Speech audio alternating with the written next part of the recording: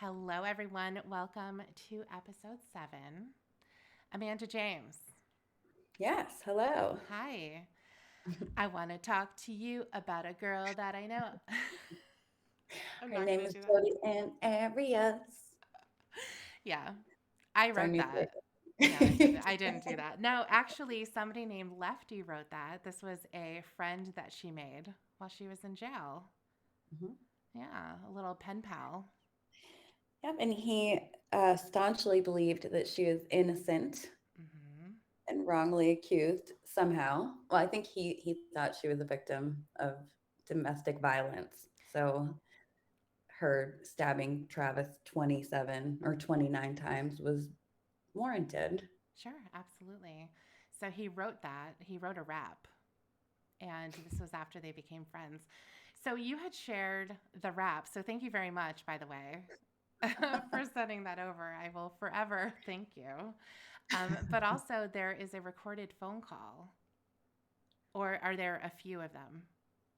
I only found one, I think. Okay. And so this was when she was in prison after her conviction, or was this prior to that? Oh, I think it was probably after her conviction. I'm not sure. I'd have to like check that out, but I Yeah. think it was probably after her conviction because that's, she got all the media attention, Right. mostly after. Yeah. So I would assume. Yeah. Well, I think that I will link those in the probably the description, so that everybody can enjoy and get that in your mind. You'll be singing along just like me. Right. So where we left off last time, she is still talking to Detective Flores, and we're coming to the end. So we're going to be going through this portion, and then the next portion is where she gets into her second story of what really happened. So in this one, we're just going to go through it. We're going to see her demeanor. We're going to see the different ridiculous things that she says, or stupid tangents that she'll go on. And the last thing that was being said to her was basically, Travis wants you to say what happened, what you did to him. How about if you stop being selfish for once and give everybody some peace? Why don't you say what happened, why you did it, all of those details? And she stares at the wall again. And where we're going to pick up now is where he starts talking to her again about that very thing, just to trying to get some confirmation from her, because she hasn't really given any yet, even though they know that she did it. It is completely up to you, Jodi.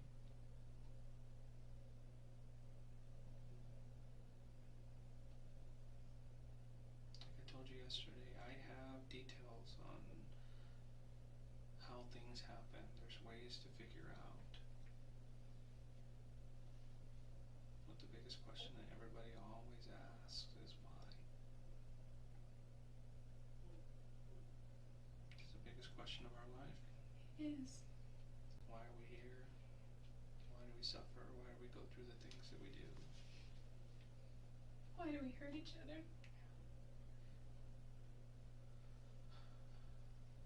And the biggest reason I've ever found is for us to have happiness. We're here to I have think you're right. happiness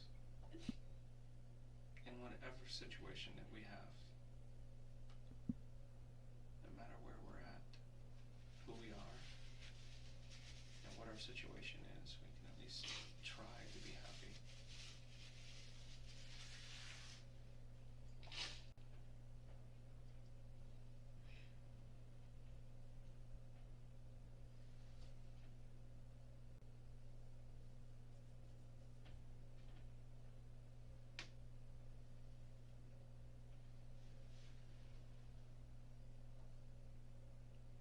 Do you want to talk about what happened that day?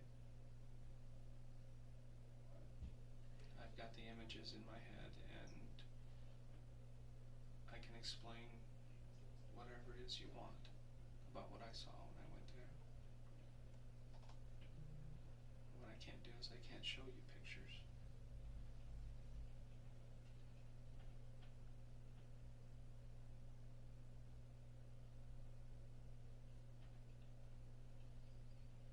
What time did you get there that day?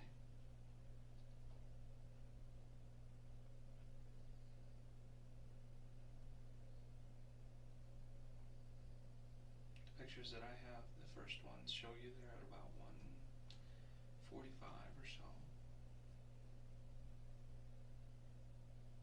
Was it soon before that, or had you been there for a while already?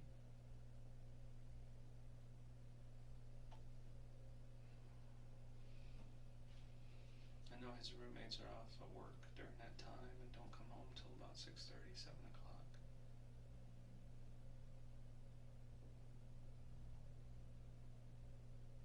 They don't even talk to him really. Just seems like they just kind of rent rooms and they don't really socialize and kind of.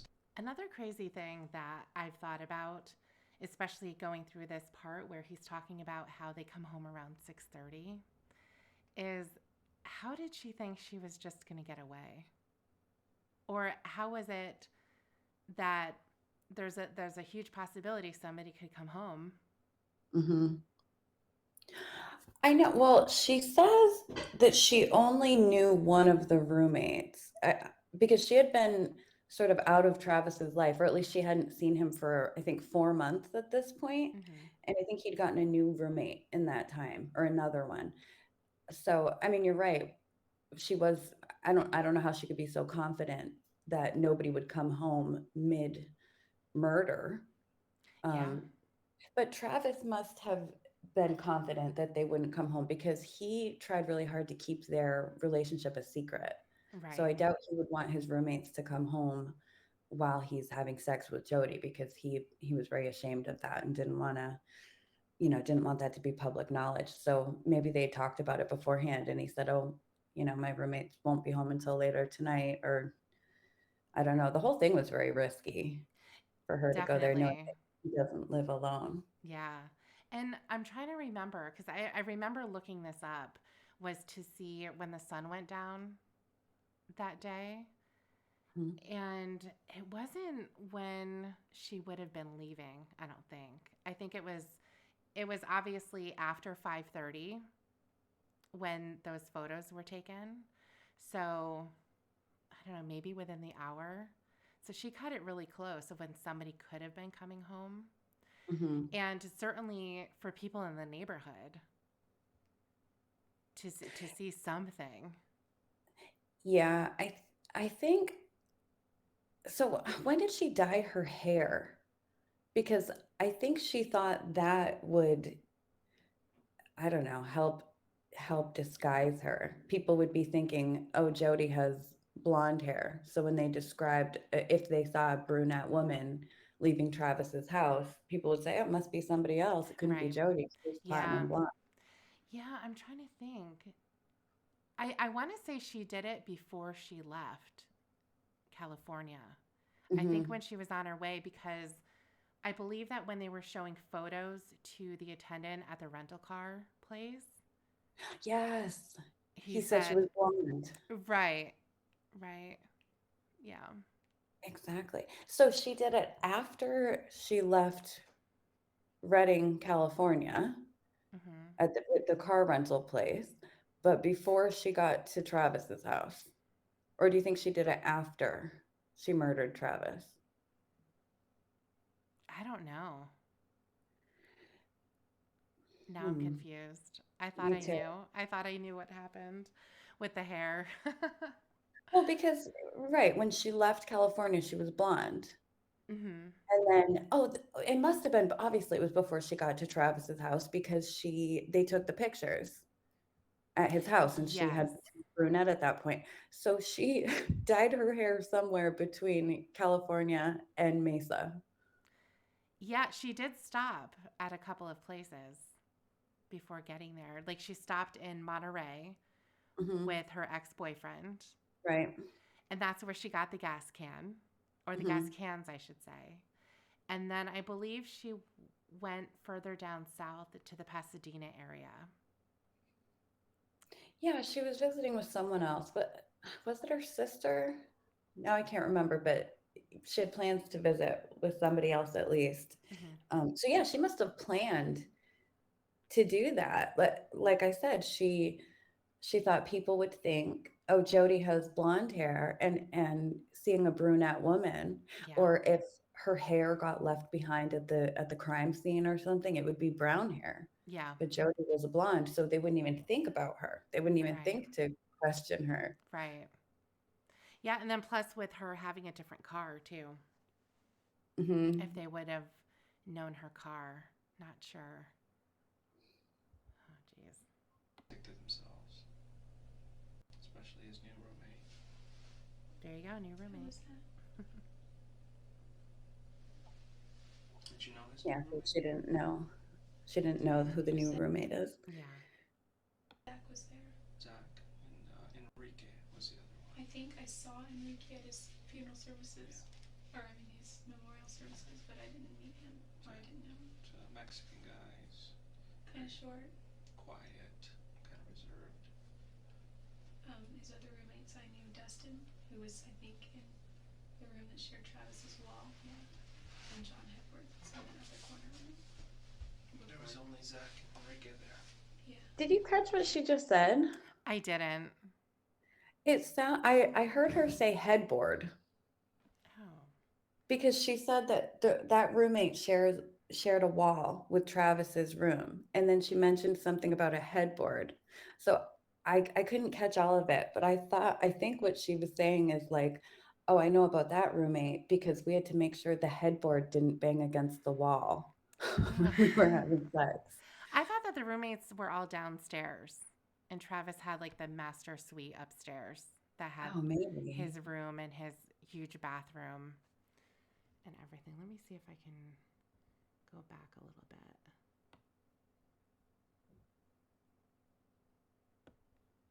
It's a Mexican guy. He's Kind very of short. quiet, kind of reserved. His other roommates, I knew Dustin, who was I think in the room that shared Travis's wall. Yeah, and Oh. John Hepworth was in that other corner room. Okay. So you're right. They did share a wall, but then it wasn't headboard. I think the last name was Edwards. Oh, okay. I Yeah. see. Yeah. It would make sense though that she would be concerned about that, Hmm. right? There was only Zach and Enrique there. Yeah, he had moved out. And those guys, we have all of their things as well. So I mean, they're asking too. Zach is going through so much right now. He's like, how could we have not known that he was there? What a horrific thing to have to live with. I know, but I agree. How could they not know that he was there? I listened to the opening statements, the prosecutor's opening statement Hmm. recently, and he said how when Mimi Hall and her friends went into Travis's house that day that he was found, that the house smelled horribly of decomposition. Oh. So she said the house smelled so bad she thought like the dog was sick and Hmm. like making a mess or something. Sure.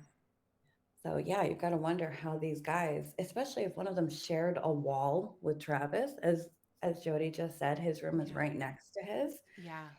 You'd wonder how they didn't smell something. I've never smelled that, but from what I understand, it's like unmistakable and Yeah. really Yeah. horrible. Yeah. I haven't smelled it either. And I did hear many, many times that it's something that you'll never forget. And it's not unlike, or it's not like anything else. Hmm. Jeez. But then also, how can we not know that he was there? Okay. So, take that off the table, but for the people who had to walk in and find him, to walk into that whole area and just see blood everywhere.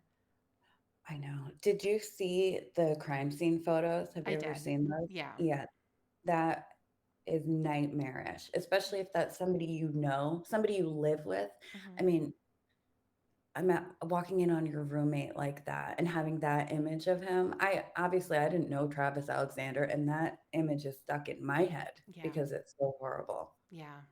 Because he had been there for 5 days at that time. Mm-hmm. And this is in Arizona where it's real hot. I mean, I'm sure his home was air conditioned and all that, but Yeah. still I imagine it's pretty warm, and that speeds up all the yuckiness that comes along with decomposing. Mm-hmm. Yeah, because this was the start of June.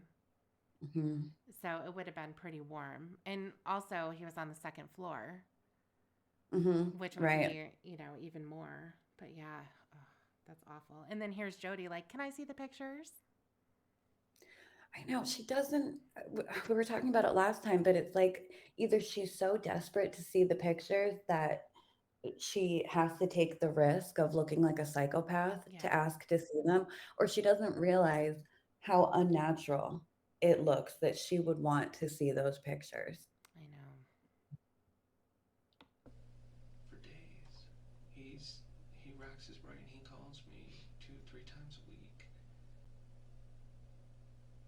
You know, just goes over and over in his mind. He has no idea. And he was the one who first went into the room and found him.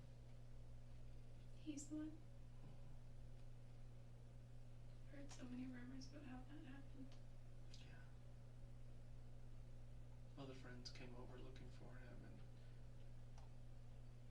they went into the room. There's a few of them. They came out, and you know what? They'll never be the same.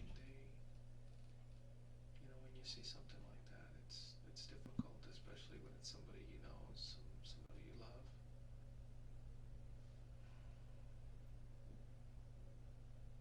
I deal with it all the time, so it doesn't bother me as much. You must have to remain detached quite a bit. Hmm. You know who I usually get attached to is the people I'm talking to. To you. You're you're the one I'm gonna remember. I remember him, but I didn't know him. I will remember you. I think that's really clever of the We've been detective close. to throw that in there to make her feel special and like build a rapport with her. Mm-hmm. Yep.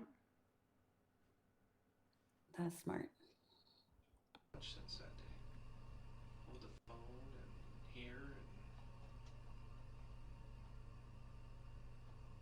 and I'll probably talk to you some more later when we get back to Arizona. Whenever you go, I don't know.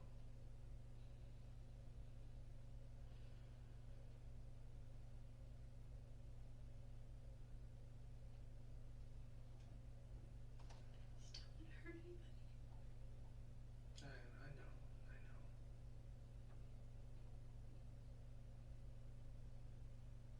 I don't think I can avoid it though. Everybody's hurting already. There's nothing else you can say or do that could help that except for maybe an explanation of why it happened and how it happened. And it's not my job to have an opinion of you and your personality and your character. It's my job to sit here and talk to you and get the facts of the incident and present those to the court and whoever else needs to know.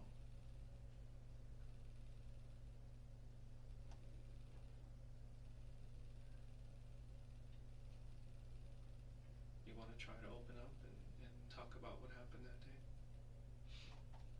Because I'm ready. I do, but I don't think I'm ready. I mean, there's not much to say. I just don't. You want to start and we can stop at any time you want. Fill in some details. This is what I do to assure that you're not just saying you did something just to cop out. Because there are certain details that only I know and the person who did this knows. Nobody else does. use this information to confirm what I suspected. So if you can just start and give me some details as confirmation, then that'll be fine. And if you want, we can continue at another time.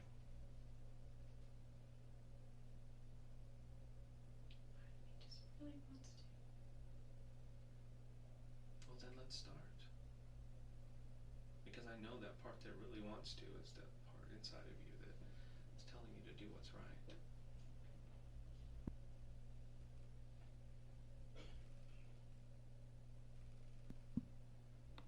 Do you think she's toying with them?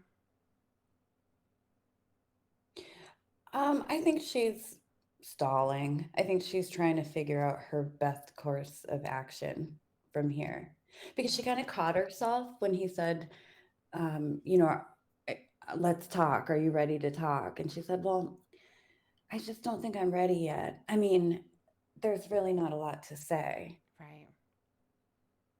So I think she hasn't made up her mind yet. She knows that there is very damning evidence that she was there. I think she at this point she knows that she can't really get away with that lie anymore, but she's still contemplating um, her story Yeah. for what actually happened to him.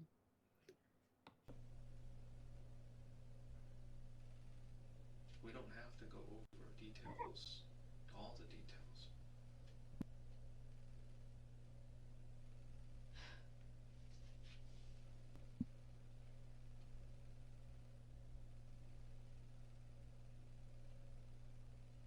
Why did you go there that day, Jodi? Why did you show up that morning?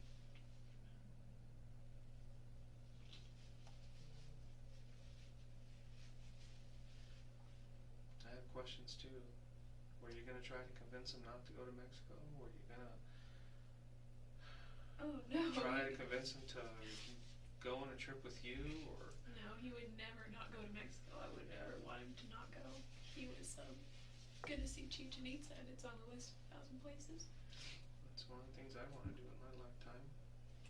Yeah, it's an important part of our history, both in the church and I guess our heritage too. That's where my people come from.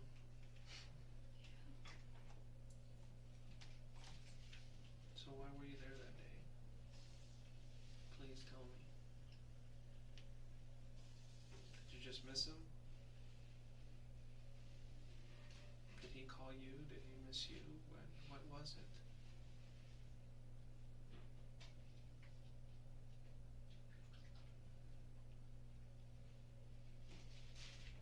The only other explanation I can think of is that you went there for one purpose, and that's to hurt him. And if that's the case, if that's the truth, then that's what you need to say.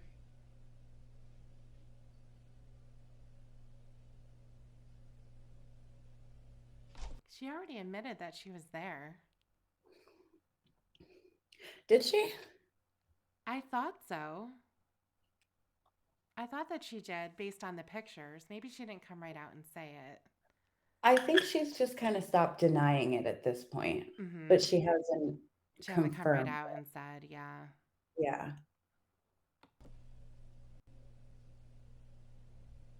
If you want me to call and tell his family that you're sorry and that you apologize for what happened, I can do that. Whatever you want. This is your time right now.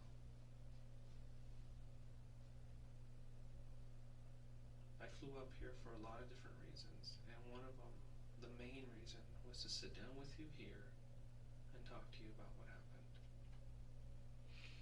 I did it yesterday, and now I'm here today. But the time is limited.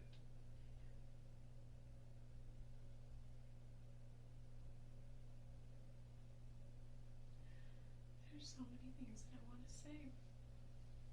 Start with one. Start with the beginning.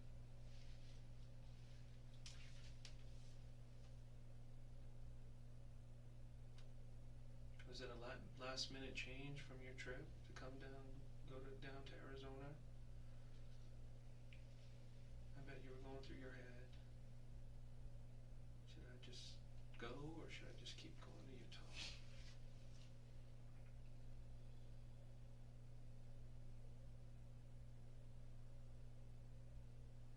It's only an additional 300 miles from where you were, so.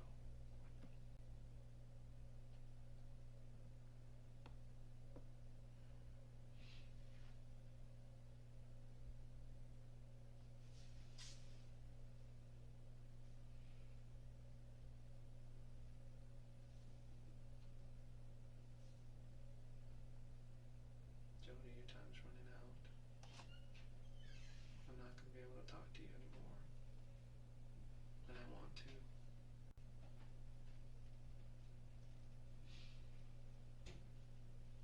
Once you get into the system, I'm not going to be able to talk to you anymore.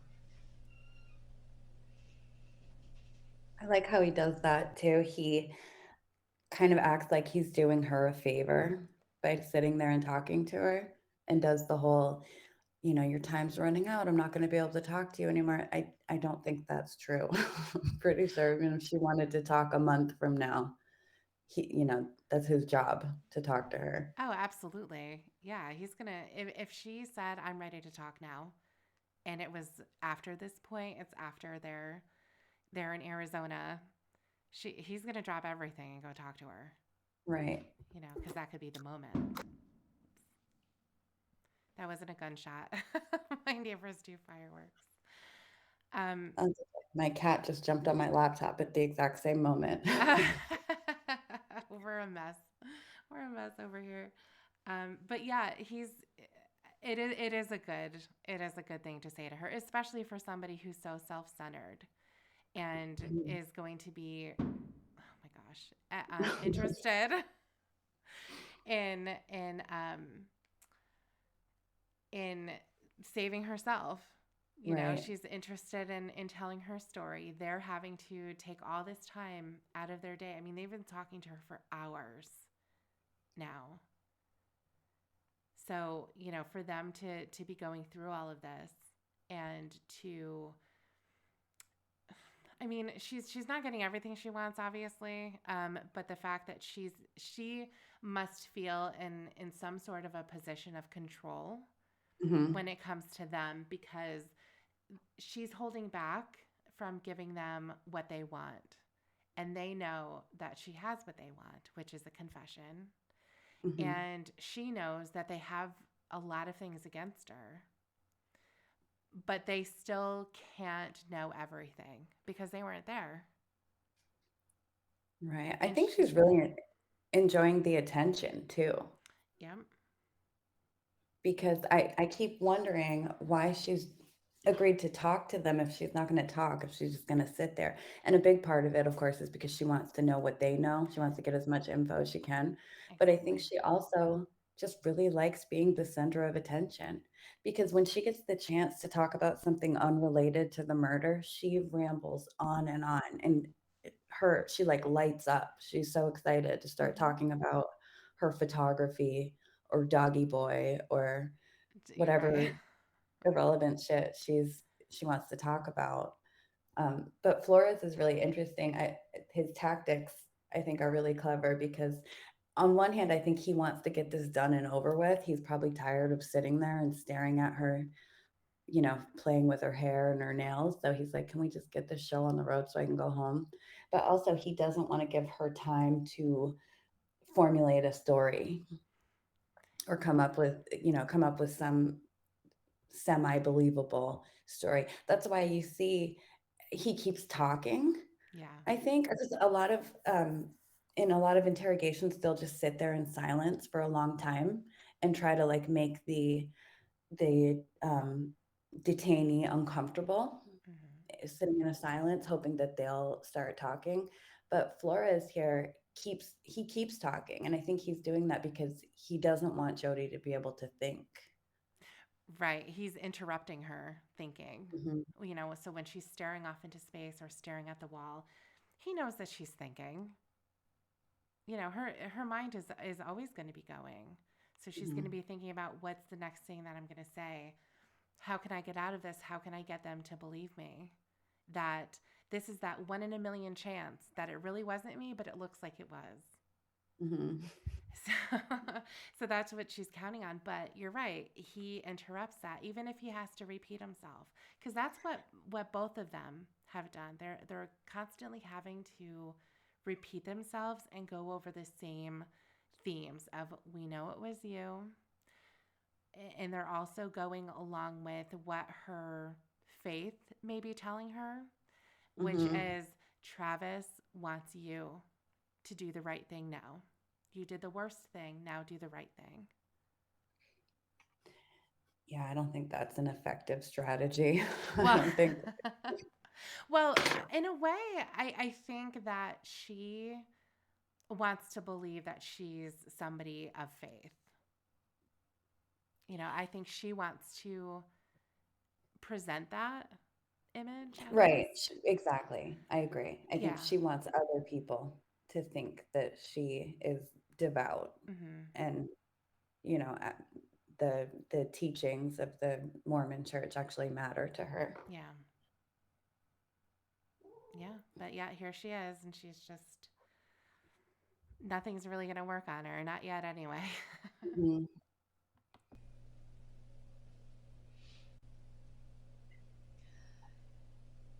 You leave so many questions unanswered for me, and for his family, and for your family.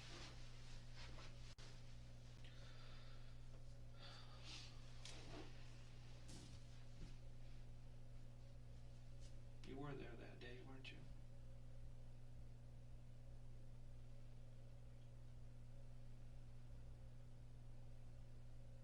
Were you guys alone?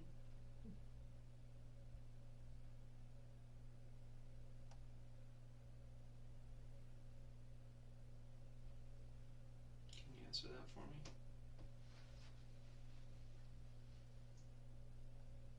Were you guys alone?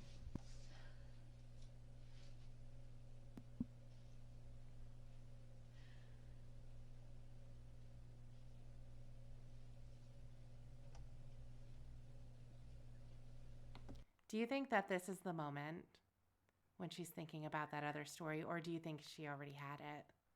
I I was wondering the same thing, if this is what gave her the idea. Oh, somebody else was there. It probably I mean, it must have popped into her mind because what else was she gonna say? She knew that they knew that she was there. Mm-hmm. So what other story could there be Yeah. besides, well, somebody else came in and did this. It wasn't Right. just. Yeah, And I she's was there, but dot, dot, dot. yeah, Yeah. she's kind of left little hints.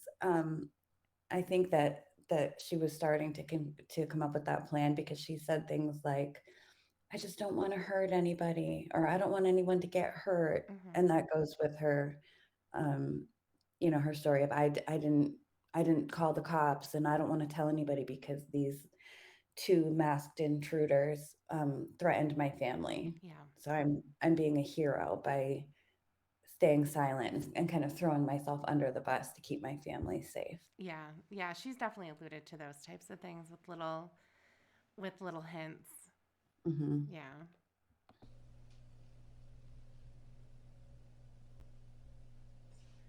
There's so much, and I just want. Answer that for me.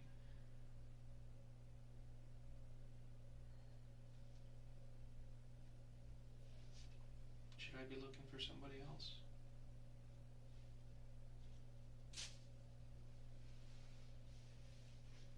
Is there anybody else with you besides you and Travis? Are you protecting somebody else?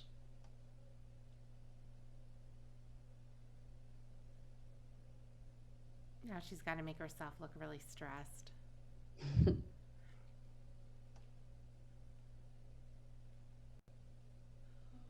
Jodi, I'm sorry.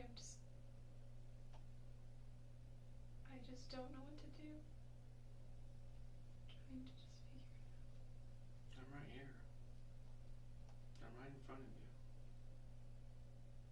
This is what you need to focus on right now.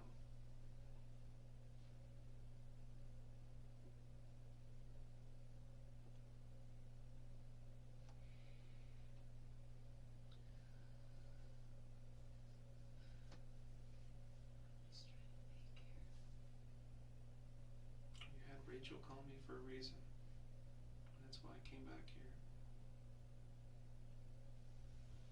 I had her call you about those photos.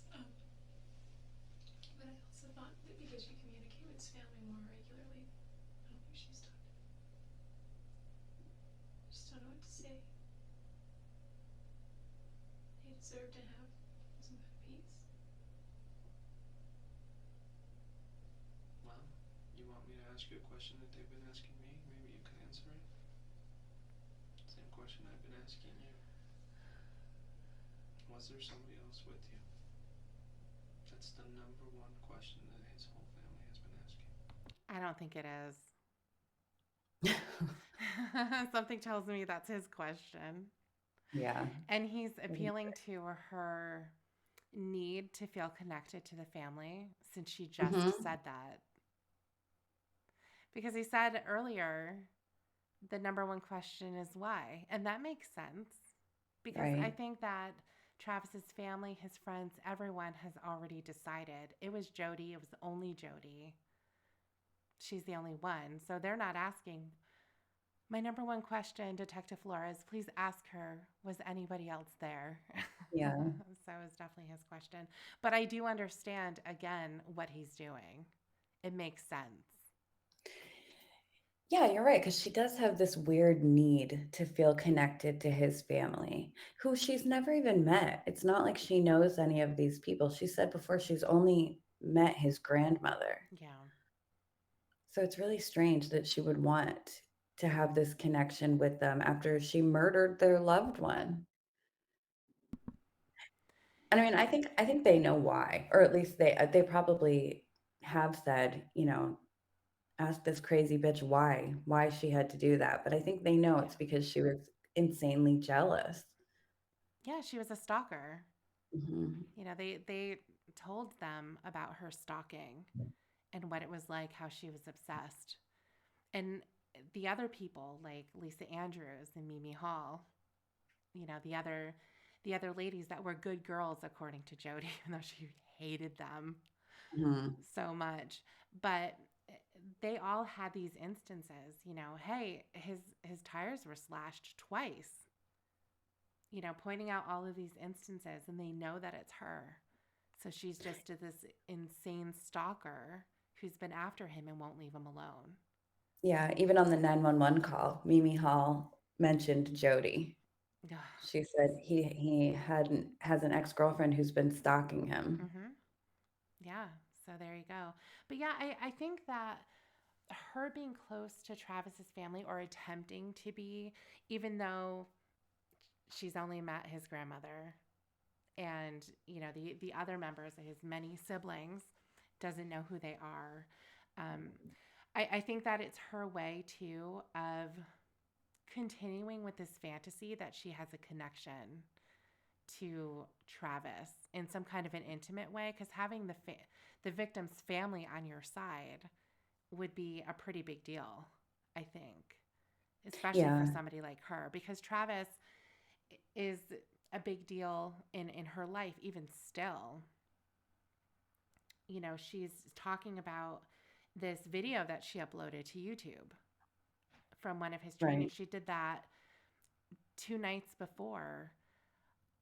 So that was well after she killed him. Yeah. So I yeah, think Yeah, I think she also really wants to be the center of attention, and like the grieving ex-girlfriend is a great role for attention. true. And also, if she's a fellow victim along with Travis in his family's eyes, I think she would love that. Oh yeah, they're gonna give her the same attention as as the person that they lost. Maybe even more so because she's still here, Yeah, so they can shower her with that type of affection. And I mean, just imagine she's thinking that they're going to take her in, just like the church took her in from Travis when he introduced her to them. yeah, it's insane Yeah, that you see this with Lorne. It just reminded me of Lorne, how he always tries to get his girlfriends connected to his family. He'll try to make them talk to Roy or his mom true. or whoever, he wants the families to be connected because it's creates a tighter, a tighter knot between the two, a Yeah. tighter bond.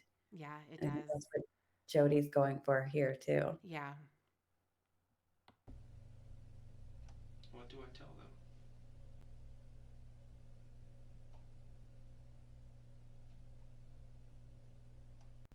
What do you want me to say to them? Because the only answer I can give them is I don't have any evidence to show there was anybody else there. Well, that's another way of saying I don't know for sure. And that's absolutely true. I don't know if somebody else was there with you.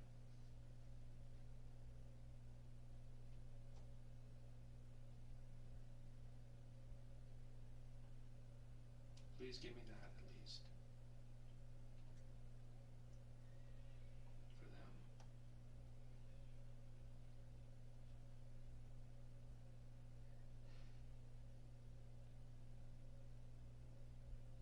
You don't, if there was, you don't have to say a name. It's a simple yes or no.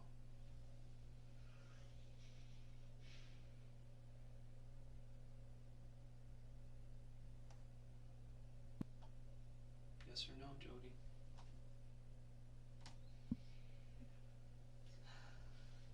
Look at me. Please. They want to know. Was somebody else there with you?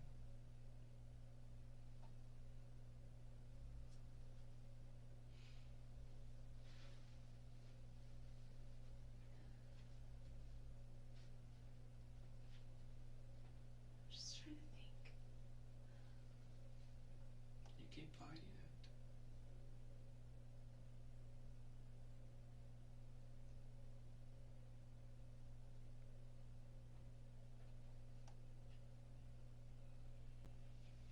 What happened to me today and from here on out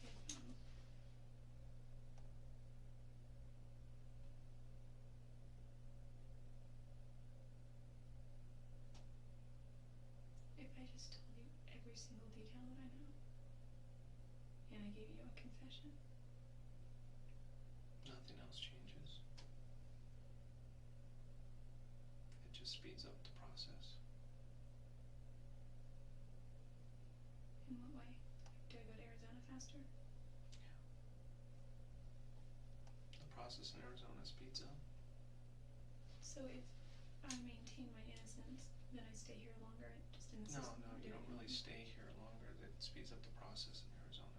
Like the trial and all that jazz. Do you want to put your family through a trial? That's another question you have to ask yourself. No. Can I do it all without a trial, or does there have to be a trial? It's something that you can discuss with the prosecutor. Oh. And I'm on the phone with him pretty much every day, giving him updates. What's his name? His name is Juan Martinez. Dun dun dun. He's the number one prosecutor. We'll be meeting him. Can't wait. Yeah, we can't wait. Something interesting too. Did you know that he went to the crime scene that night when they found his body? Yeah, I think I did. Yeah. I think I did know that. Yeah, I didn't know that that happened. Hmm. And I don't know Yeah, if I it remember. still happens, but I know at least at that time it did. Yeah, I think I remember him talking about it in an interview, or maybe it was in his book. It was in his He book talked for about, sure. yeah. Yeah. Okay. Hmm. Yeah, it was in his book. Wow, that must be a lot too. For him Yeah. to walk in there. I mean, I understand the reason why cuz he did say it gives him a sense of the crime scene. Hmm. So he doesn't do any investigation. He made it clear he has his hands in his pockets. He just kind of walks around and looks where the detective takes him. But and that was before Travis was removed. I wonder if the jury knew I that don't he was know. there because he was very passionate Mm-hmm. in Right. in during the trial, he was very aggressive. Mhm. And I think if I were a member of the jury and I knew that he had been at the crime scene while Travis was still there, and then he was acting so aggressive and passionate during the trial, I would attribute it to that. Like, oh, he feels very strongly about, the proper punishment for her because he saw how gruesome and horrible the crime was Mhm. firsthand. Yeah. Yeah, I don't know that it was because I don't recall his opening statement. It wouldn't have been a piece of evidence Hmm. because it wouldn't be. He just is viewing the overall scene, you know. He might have mentioned it in his opening statements. I just listened recently, but I can't remember. Yeah. I think he actually might have mentioned that he was there. Hmm. Okay. I'll have to go back Yeah. and Well, we'll re-listen. find out when we take a Hmm. listen. Thanks.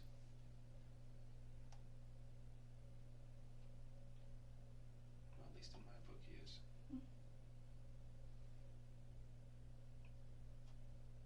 Is Phoenix part of Markham? Yes. Did you hear what he said? He said Juan is the best prosecutor in his opinion. Uh huh. Hmm. Make sure that she understands. Yeah, he said stuff like that a few times to her. Like, if you don't tell the story, the prosecutor's going to tell the story, and you do not want him to tell Ye- the story. Right, exactly. And that's true. I know That's he true. tried to warn her. He did try to warn her.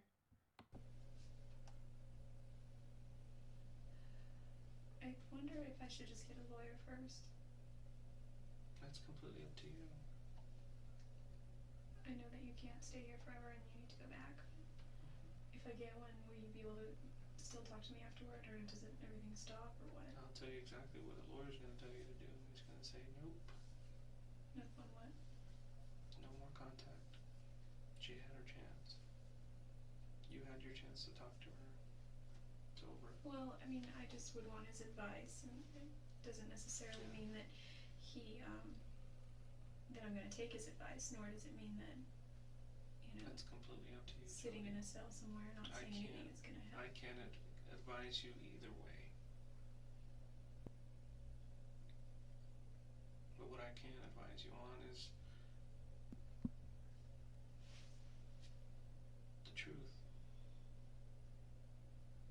The details of the case that you have in your head that you can give me will allow me to verify the information that I have to make sure that I'm looking at the right person and to verify my theory that nobody else was there with you. He moved away from the topic of a lawyer real quick. Of course he did. Yeah. It's like, well, I can't tell you what to do, but let's talk about something else. Right, exactly. And she's not stopping him. Hmm. She's not saying, no, no, no, no, I want a lawyer before we go forward. She should have done that yesterday. I know. I mean, I'm really glad she didn't, Sure. Yeah, otherwise but we wouldn't have this. right, it must be her arrogance to think that she can talk her way out of this without requesting a lawyer.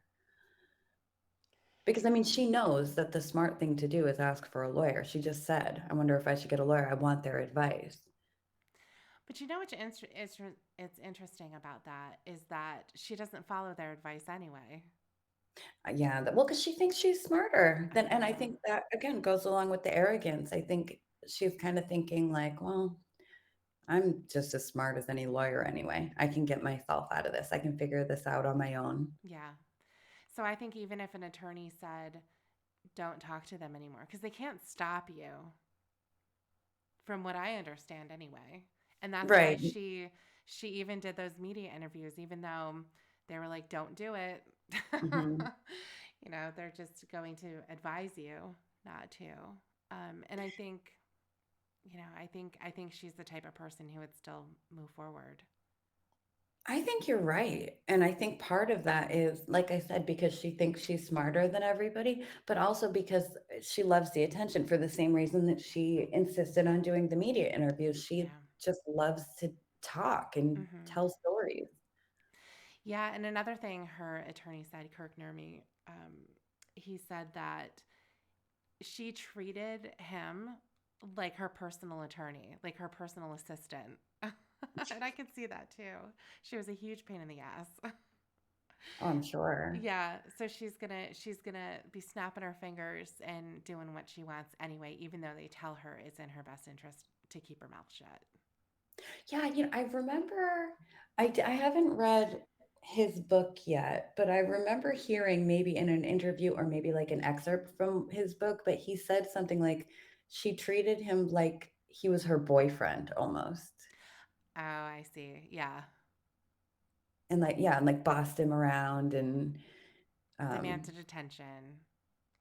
exactly, that's exactly what it was. Yeah, She demanded his attention and would get very offended yeah, when she didn't feel like she was getting the attention she deserved. right.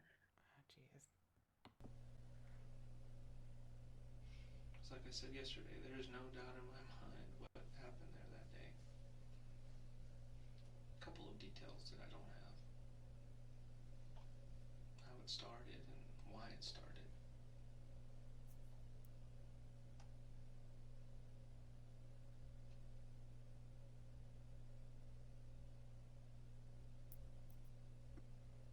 And like I said before, if you can provide me just a few that I can at least relay to the family, that would be fine with me. If you don't want to give all the details, we don't have to go through all the details.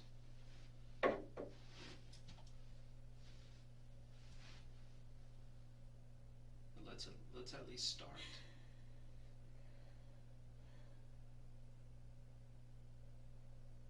Let's start right here, right now.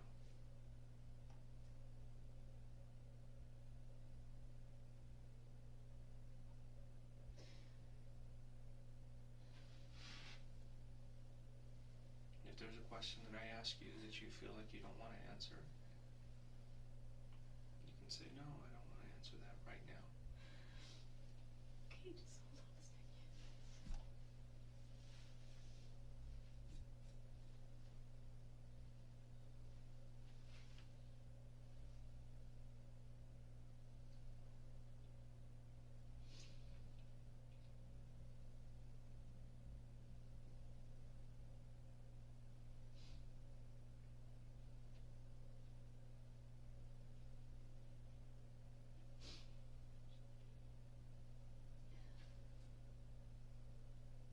Do you want to move forward or no?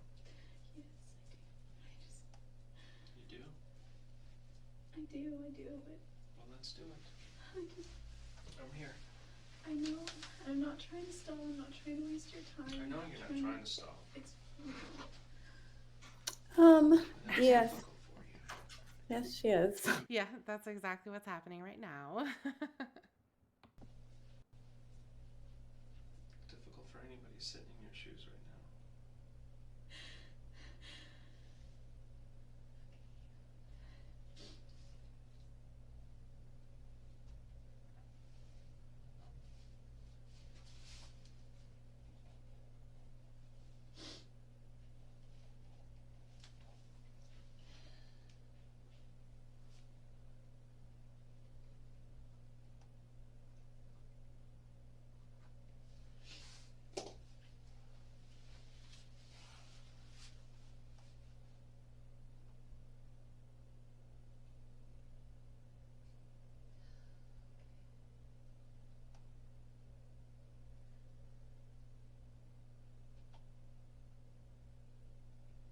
You decide.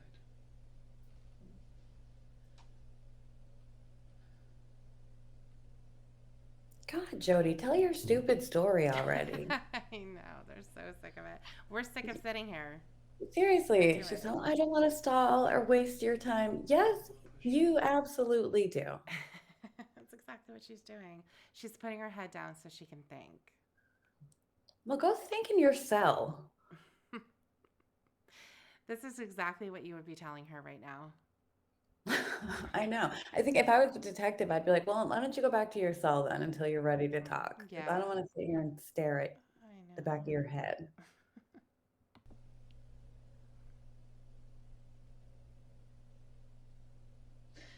It's your own free will.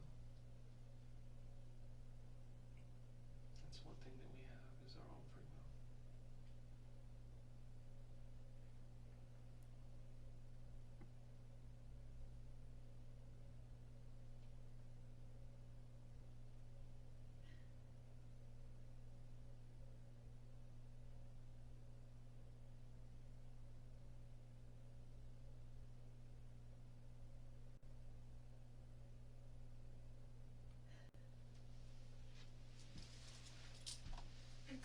It's all really blurry.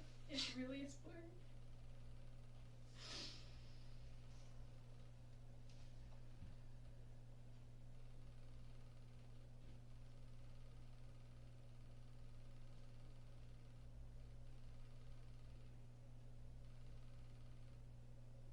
What went through your mind after it happened?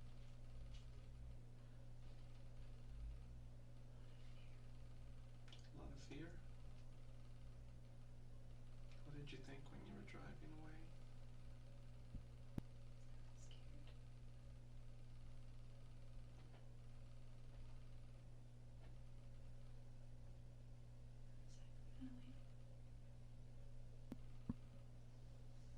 I couldn't imagine what you were going through waiting for it to finally come out. Waiting for what to come out? The news that he was no longer with us. He must have been going through hell.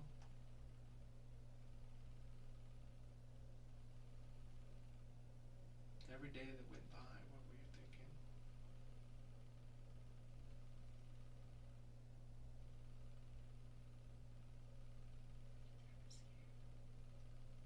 What was that? I was scared. I'm sorry. It's okay. And you just went on with your day like nothing had happened? I had to. You had to.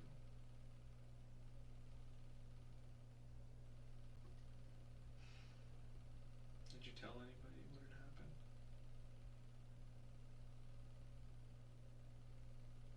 It must have been hard. I bet she was really scared when she was making out with Ryan Burns. Yes. Yep. She was And scared. yeah, going to business lunches or whatever bullshit they were doing. Mm-hmm. It's all a blur. Can I please see those photos? As soon as I get back, the detectives went to Reading to go pick up the rental car that you had that day. And they took the photos. Yeah. They keep telling her a different story of where these photos are. Lady's like, nope, Flores has them. Flores like, nope, these other guys have them.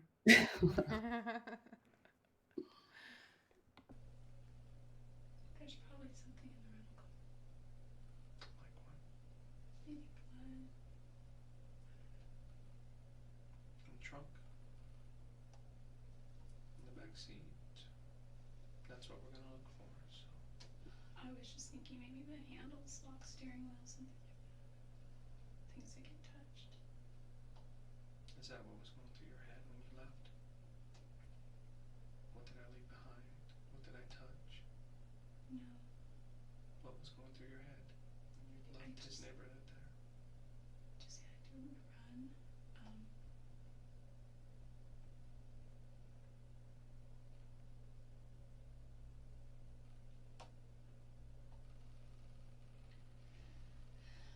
A little bit of a survival instinct, but it was mostly just Just run. fear.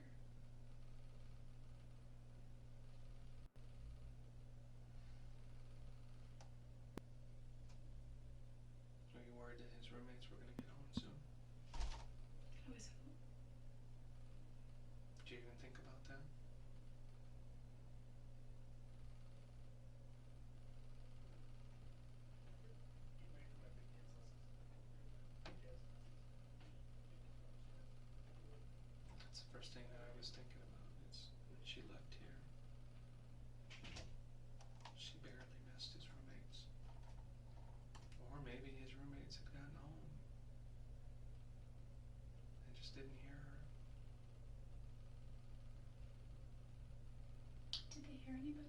in the house. They saw things which were unusual.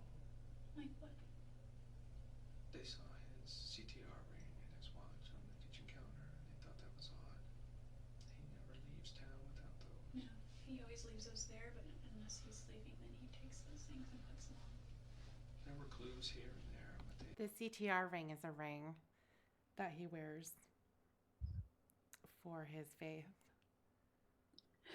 Okay. What does CTR stand for? Honestly, I'm not sure, but it is Maybe something that he wears for that reason.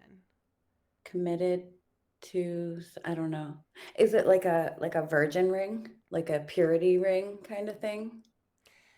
It could be, or it could be just like a signet ring, to Mm. identify him as somebody from the church.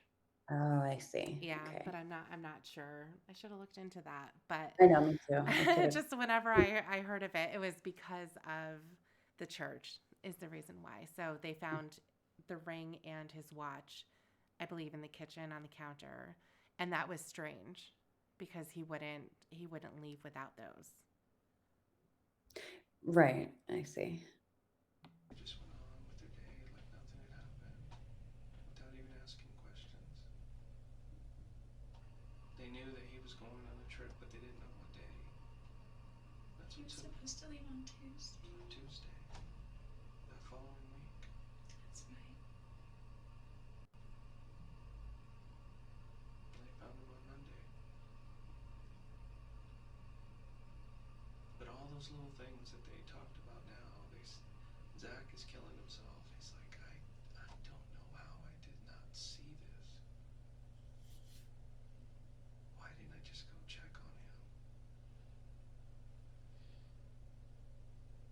Why didn't I just follow my instinct and go look?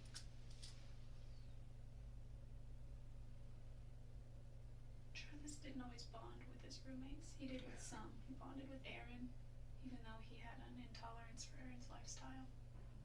He bonded pretty well with his friend Josh Ward, who lives back in Southern California He wasn't too close with Zach or Enrique. now. No, or his previous roommates. I don't know They anything seem about to that. they seem to have been just people who rent rooms out from him. They don't become friends. Yeah, they were just. They have their own lifestyles and they go on. Yeah, his rules were, LDS standards and pay your rent on time and be clean.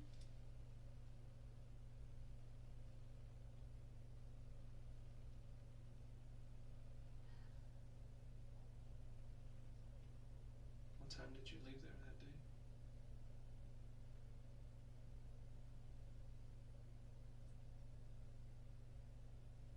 Uh,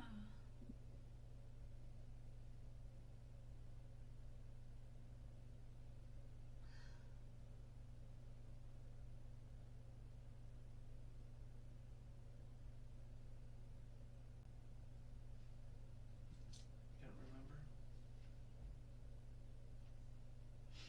Just trying to drive and get as much distance as you could.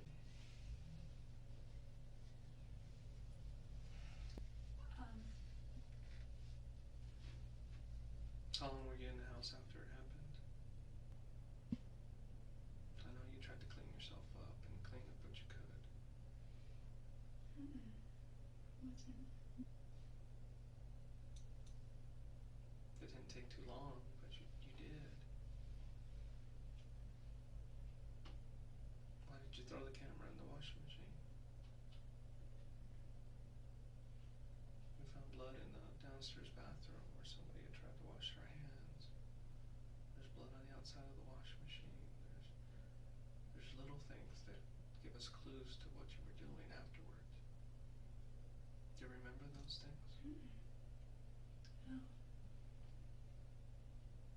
You remember some.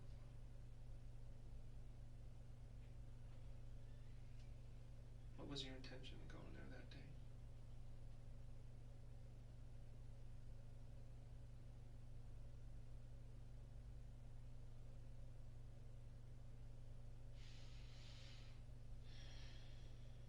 You know what's interesting about the camera is it was obviously thrown in the washing machine and went through the wash. And when she's telling this story about these intruders, she doesn't mention the camera except for the fact that she was in the bathroom taking pictures. And then when she was sitting next to the shower or whatever looking through them, that's when everything went crazy and these people came in and it all hell breaks loose. But she doesn't ever explain why that camera would be in the washing machine. It's not like she was taking pictures of these people. Right, she must have forgotten that part because and for her story to be true, that would mean that the intruders, after she left, after they put the gun to her head and pulled the trigger and it miraculously didn't shoot her Mm-hmm. and she left, then they went and washed Travis's sheets and towels and camera. They put them all in Yeah. the washing machine together for literally no reason. Right. Right. Well, she can't answer because she was already out of there. So whatever they did after, I guess, is something for them to answer. But yeah, that's the thing. There's no real explanation for why those things happened if she didn't do them. Yeah. I think that that part, she's in a panic right now. She's like, Oh, shit, I need to come up definitely. with Oh, something. yeah. And the camera is on her mind because it contains the incriminating pictures of her. But Right. she obviously didn't put that piece of the puzzle together. No, And no. Flores didn't think to ask her after, fast forward here, spoiler alert, but Right. when she comes up with her story, Flores didn't think to ask her, so why did they wash the camera? And Travis's sheets. Again, Yeah. they murdered him, left him in the shower. What evidence are they trying to destroy by washing his sheets? Yeah. That doesn't Yeah, make exactly. sense. No, it doesn't make any sense.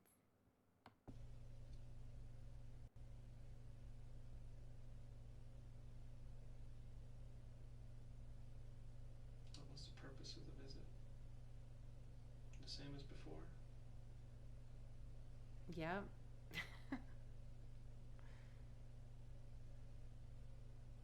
Some pop rocks and blow pops. Gross. I'm just trying to remember that week, the whole week. I just can't remember the Remember whole Friday. week. It's so weird. It is weird, isn't it? It's all foggy. Why is she being so annoying and she won't answer? She's already admitted that she was there. Hmm. She said, I mean, she didn't come out and say I was there, but she said it's all blur, it's all foggy, and you'll find blood on the steering wheel of the rental car, or you might find blood on the steering wheel of the rental car, and um, talking about how she was scared after she left, like she already confirmed it. So just fucking make up a reason for why you visited him. Yeah. Don't sit there in silence and be so annoying. I know. Well, she's been alluding to this the whole time. She doesn't answer. There's your confirmation. Hmm. They throw a question out there and she just sits there, stares at her hands or puts her head down or looks at the wall. She doesn't come out and say, "No, I wasn't there." Because she knows that they know she was. Right. There's so much there that she can't explain away, but yet she'll just sit there. And the thing is too is remember this isn't over the course of several days. I mean, it's taken us a while to get up to this point. But this is within 2 days. Hmm. So this is only her second visit down there. And this is where it all starts to fall apart. And she's, I guess, kind of resigning to the fact that she can't ex- explain how they have pictures of her there or pictures that look like her, right? Hmm. Had pictures of her there when she wasn't, or when she's saying that she wasn't.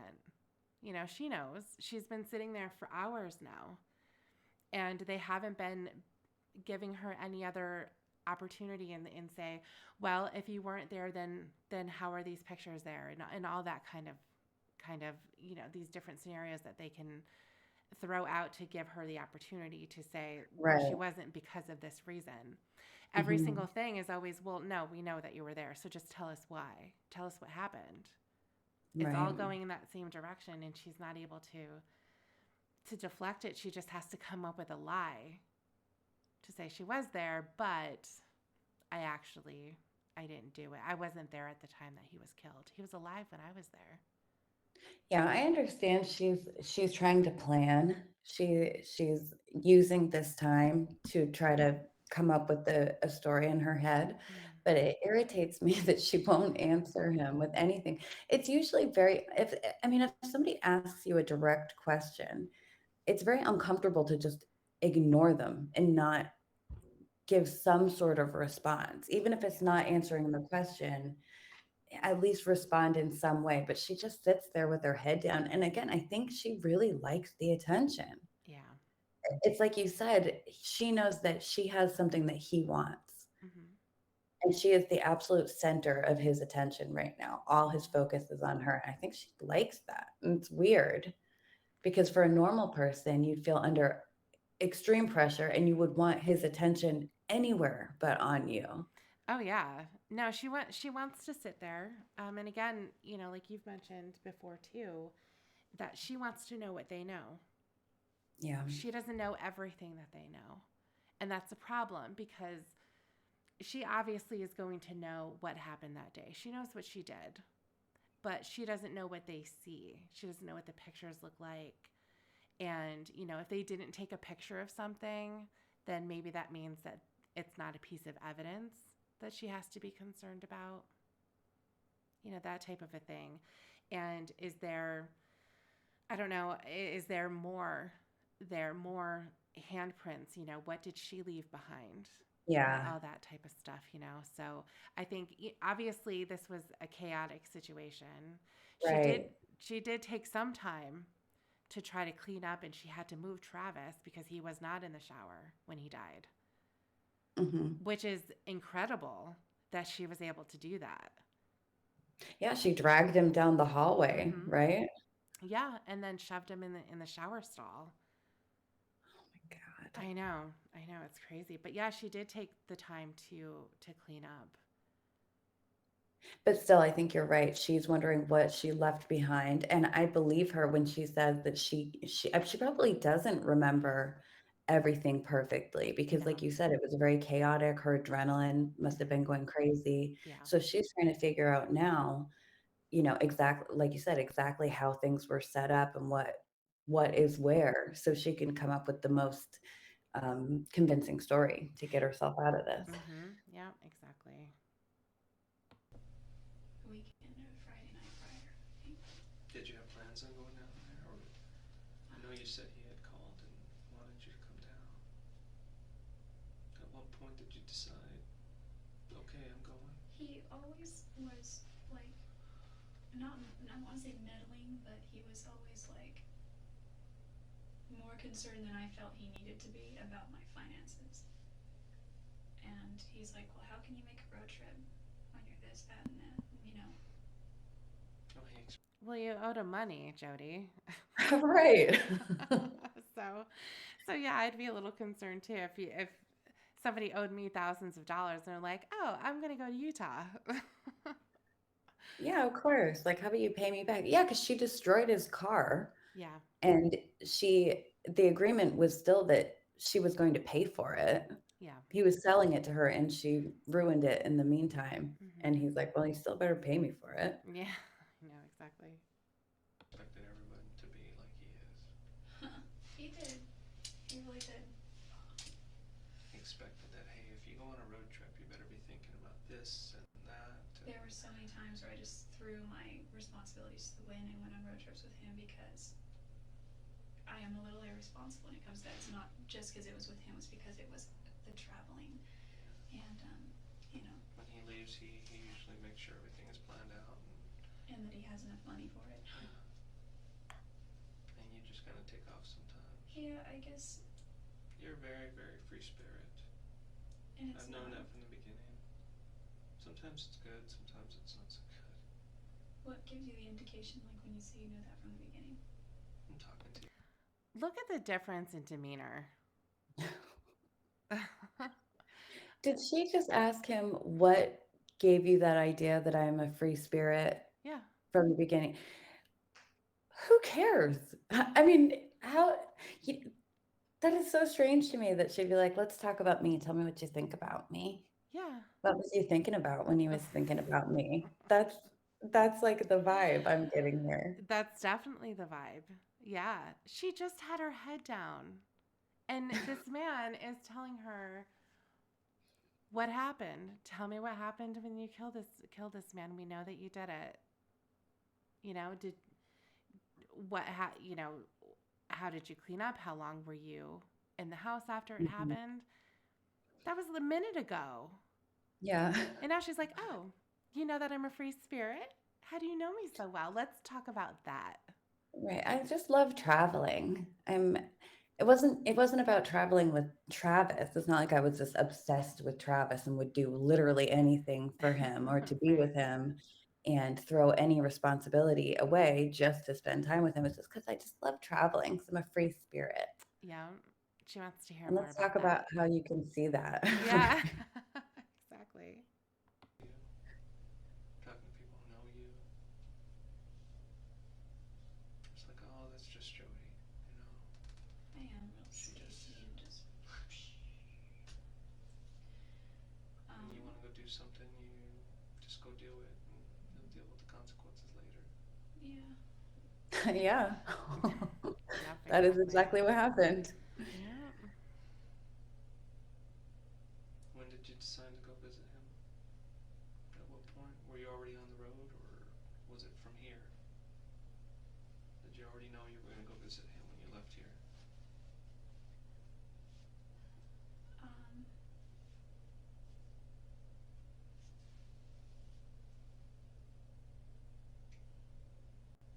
um, I've done that before. Sometimes I just leave and, oh, you know what? I'm going to go visit this person while I'm on the way.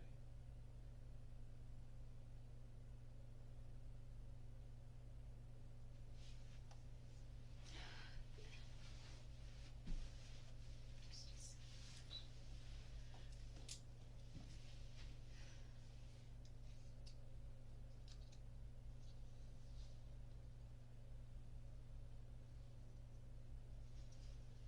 um, Did, go ahead.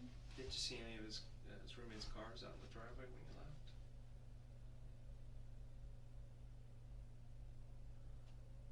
That part just bothers me because it was so close to the time when one of the roommates came home. And I'm thinking maybe you were still in the house when he was there. No, um, no, I was in the Or in the driveway. They would have seen the car then, right? yeah.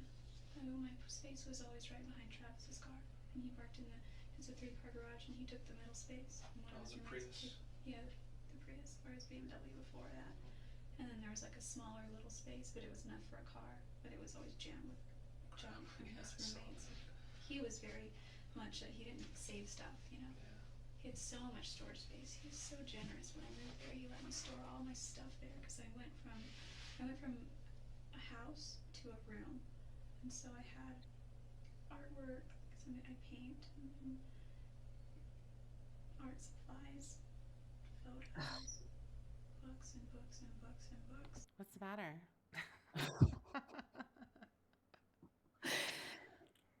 Oh God, tell us how you killed him.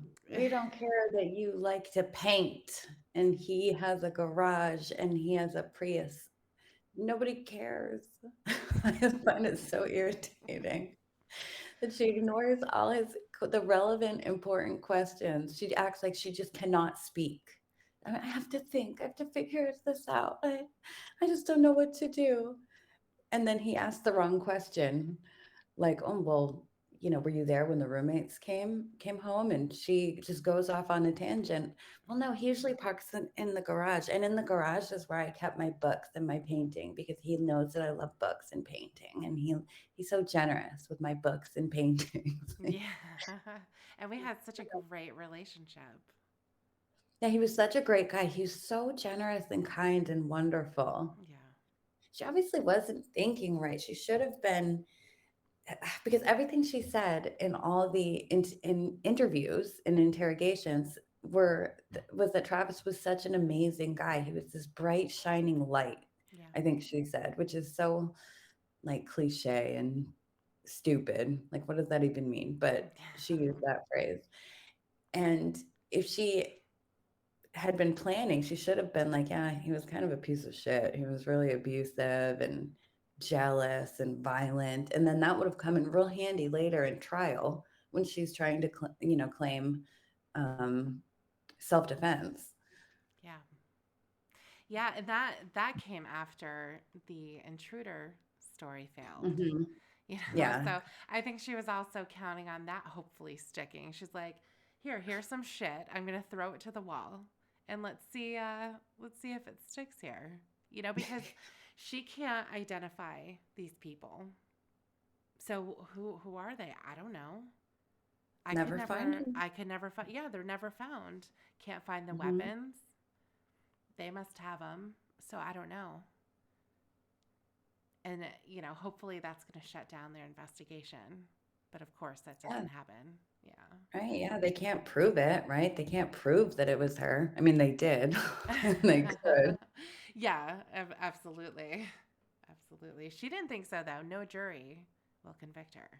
Yeah. So many books. Some aren't even mine. They belong to my friend Matt. I was renting that car yesterday because I was taking a trip to Monterey. And What is it, Matt? yeah, I was gonna drop off some books to him that I'd had for years. We dated like 8 years ago. We're still friends. So, all of his books that somehow I ended up keeping, and some were mine, some more like esoteric and spiritual kind of books that I'm probably never gonna read now because they're just so out there. I'm sure we'll get to that one day. I just hate her so much. What are you talking about, Jody? Books. Matt's spiritual books. That's why you're there. That's what this detective wants to talk about. Yeah, I know. I know, exactly. They're a little out there, though, now for her, which I think is interesting because it brings back the point of how she's a chameleon for Yeah. everybody that she dates. She was into Wicca when she was dating somebody who was into that back in high school. Mhm. And then she was into the Jewish faith when she was dating somebody who was Jewish. And now she's Mormon because she was dating somebody who was Mormon. Yeah. And then some photos. She has books, Amanda James, just so that I want to I remind you. I heard that. I Okay. heard that. Oh, another thing about the chameleon thing. When she was dating um, the man who was older, Daryl, I think Mm-hmm. he was like 20 years older than her. She uh, wanted to look just like his ex-wife. That's when she dyed her hair bleach blonde because his wife had blonde hair, and that's when she got her boob job. I remember that. Hmm. I remember Because she hearing that, wanted yeah. to emulate this ex-wife, which is very interesting that she would get plastic surgery. Yeah. It's kind of extreme. Yeah, definitely. Also to Daryl, who was another guy I dated Speaking after of him Daryl. who bought I nice like Daryl. and kitchen supplies. Daryl paid for so much when he was there. He footed the bill with Costco, so I had They said that they took knives out of my car. I don't even know who they are, you know. They're Daryl's. I mean, they've been in storage for years, just collecting Well, it's dust. good to know that there is. Yeah, no, they were all just. One might have been mine, but I think they were Daryl's. And so there's those and a bunch of kitchen supplies and pictures of him and his son mostly. And we used to go to 49er games all the time, just camping trips. So the car you had driven there was the rental car? Yeah. The Ford Focus? Oh. That's the car they're going to go pick up, a Ford Focus. Oh. Yeah. I know they were going to rent you another car, but then something happened with that first car. Either you didn't like it or I don't know if they had Oh, it was problems. red, and I thought because I always hear that you don't drive a red car because I would never buy a red car, and it was fine. It was a Ford Focus too. And you got the other car instead. I was The like, do white you one. have one with a more neutral color? Because red is like you always get pulled over and you get tickets. No, I don't know if that's true. That's just It's something not I've been true. told since. It's just there's a lot of people that have red cars who like to go fast. It's a personality thing. It's not because of the car color. And I just for me, it's a psychological thing because it's more noticeable and it's like a red flag or a bull. Yeah, you don't have a Generally, noticeable Travis car, doesn't lock Jody. his doors when he's home. Was the door open when you got there? Or did you have to go through the garage? Or how did you get inside? Did you knock?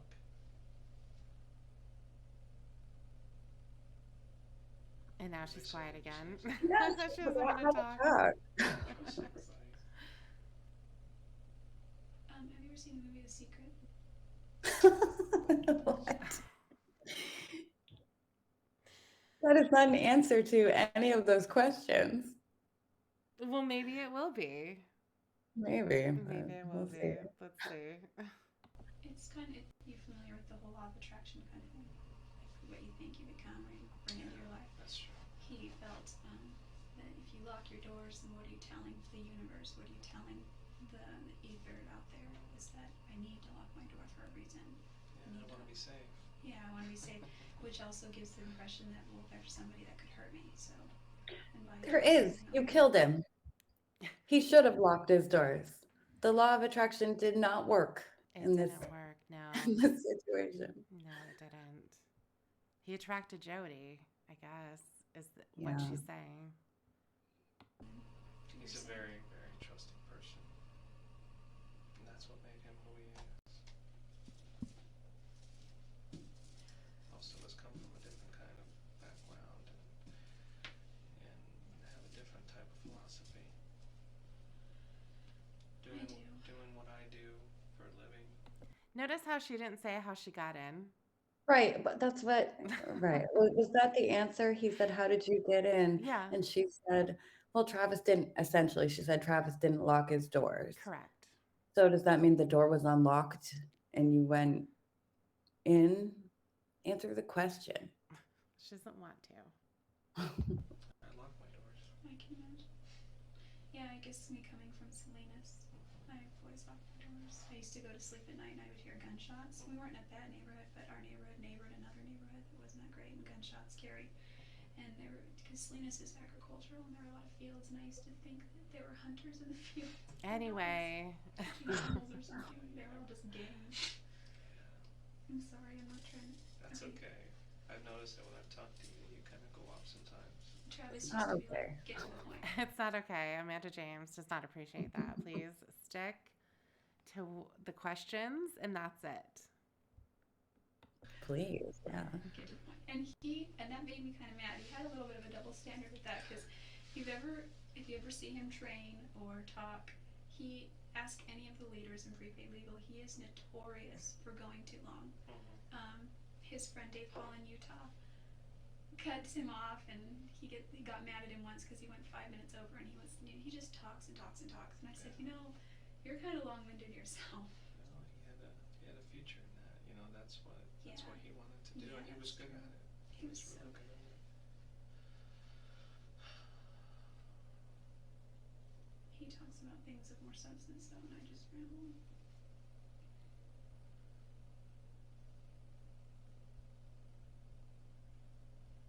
So was the door unlocked when you got there? Thank you. Yeah, the detective didn't forget what they were talking about. Or did you went through the door of the garage? I know a lot of his friends have the key code for the garage too. He doesn't keep that a secret either. I got that from several different friends. Yeah, 0817. Oh, she's got to brag about how she knew the code too. Yeah, all of his friends do. She's one of them. Mm-hmm. Yep, he trusted her.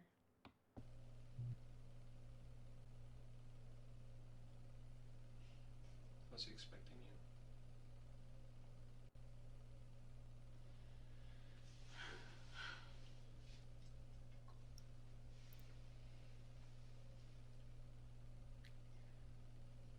Yes. Did you surprise him? I know he was always happy to see you.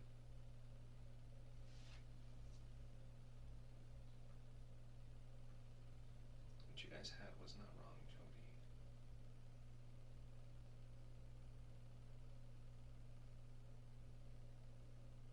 Going over all his stuff, he was always happy to see you.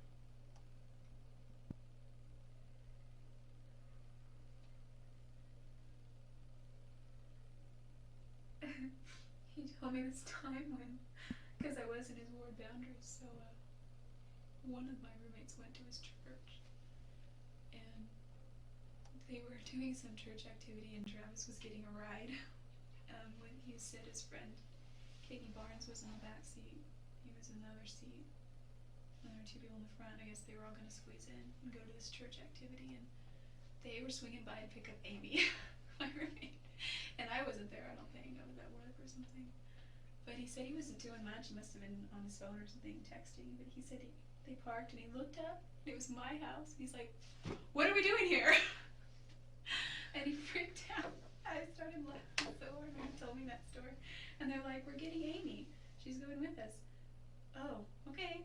And he just kind of sat there, twiddled his thumbs, and then got Amy, and she left. This is after you guys. She was probably afraid that he was probably afraid it was her. Yeah. They were picking her up. Yeah.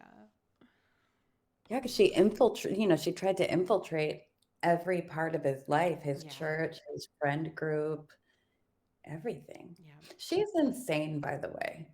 Look how excited she is to tell this little story. She's in an orange jumpsuit being questioned about his murder, and she's so thrilled to talk about this one time Travis went to a church event, and he had Katie and Amy and Becky, and he was sitting in the middle, and Amy was in the passenger seat, and his aunt Judith was driving. And she goes on all these stupid, I know. unimportant details, and she's so thrilled to talk about it. I know. And she's thrilled to talk about how he was almost terrified to be at her house. Like, what are we Yeah. doing here? Is the way that I'm imagining it. Like, what are we doing? No. Mhm. You Yeah, know? right. Let's go. Drive off. We're not picking her up. Yeah, like, oh God, Jody's not here, is she? We don't want this tag along. Yeah. And for him to be relieved that it's not, oh, it's Amy. Okay. All right, that's a whew. Good thing. And then he told her about it. He's like, "Oh man, we stopped at your house and I almost freaked out because I thought we were picking you up." And she laughed. I know. She She's thought like, it oh, was Travis. funny. You silly. Well, yeah, because by the time I lived in Yeah, that house, that's we weren't right. together. It was just, I think it just weirded him out. I don't know what reminded me of that just now. You said something. He was happy to see you. Yeah, I don't think he would have probably been. It would have been awkward, I think, then, because we kept. You guys had a different kind of relationship. You guys were happy to see each other, but for some reason he couldn't outwardly show it in public. He He was afraid of his image, and to him his image was everything. he told me on several occasions it saddened him and it bothered him. He had two friends in particular that gave him a very hard time about our friendship, and that was Chris and Sky. But I think they did it out of concern for his future, his marital status. By him and I continuing that, we were both just postponing what we should be focusing on instead. Well, you're living life. Life is what you make of it. It's not set in stone. Yeah, I don't think It's either not of us have our priorities in the right I know the place. church has a general plan. You go if you're a guy, you go and go on a mission, you come back, you find a girl, you get married, and you start having kids. And you start contributing to society and to your church. Yeah, that's really not a bad life. And you came into something. I don't know whether you came in with both feet or you still have one foot out, but it's a whole different society in that church. It's an all or nothing. It is, and I think that's just because the church actually And that's what people lives struggle their with. standards. They have the utmost standards, and you look around, and there's not one person in that church, in those pews, who doesn't need to be there. If they were perfect, they wouldn't have to go. And sometimes I think it's a facade. I know. And Travis kept trying to live up to those standards, but he's a human being, and both of you are mortal, and you have free will, and that's that.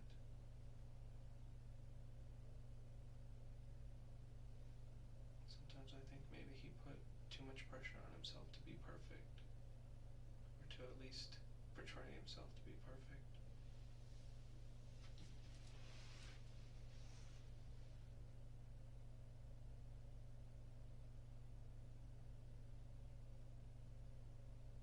And that's maybe why something like this happens. Things get way out of hand. I just, I, I'm not an evil person, I know you're not. but I've What do you think?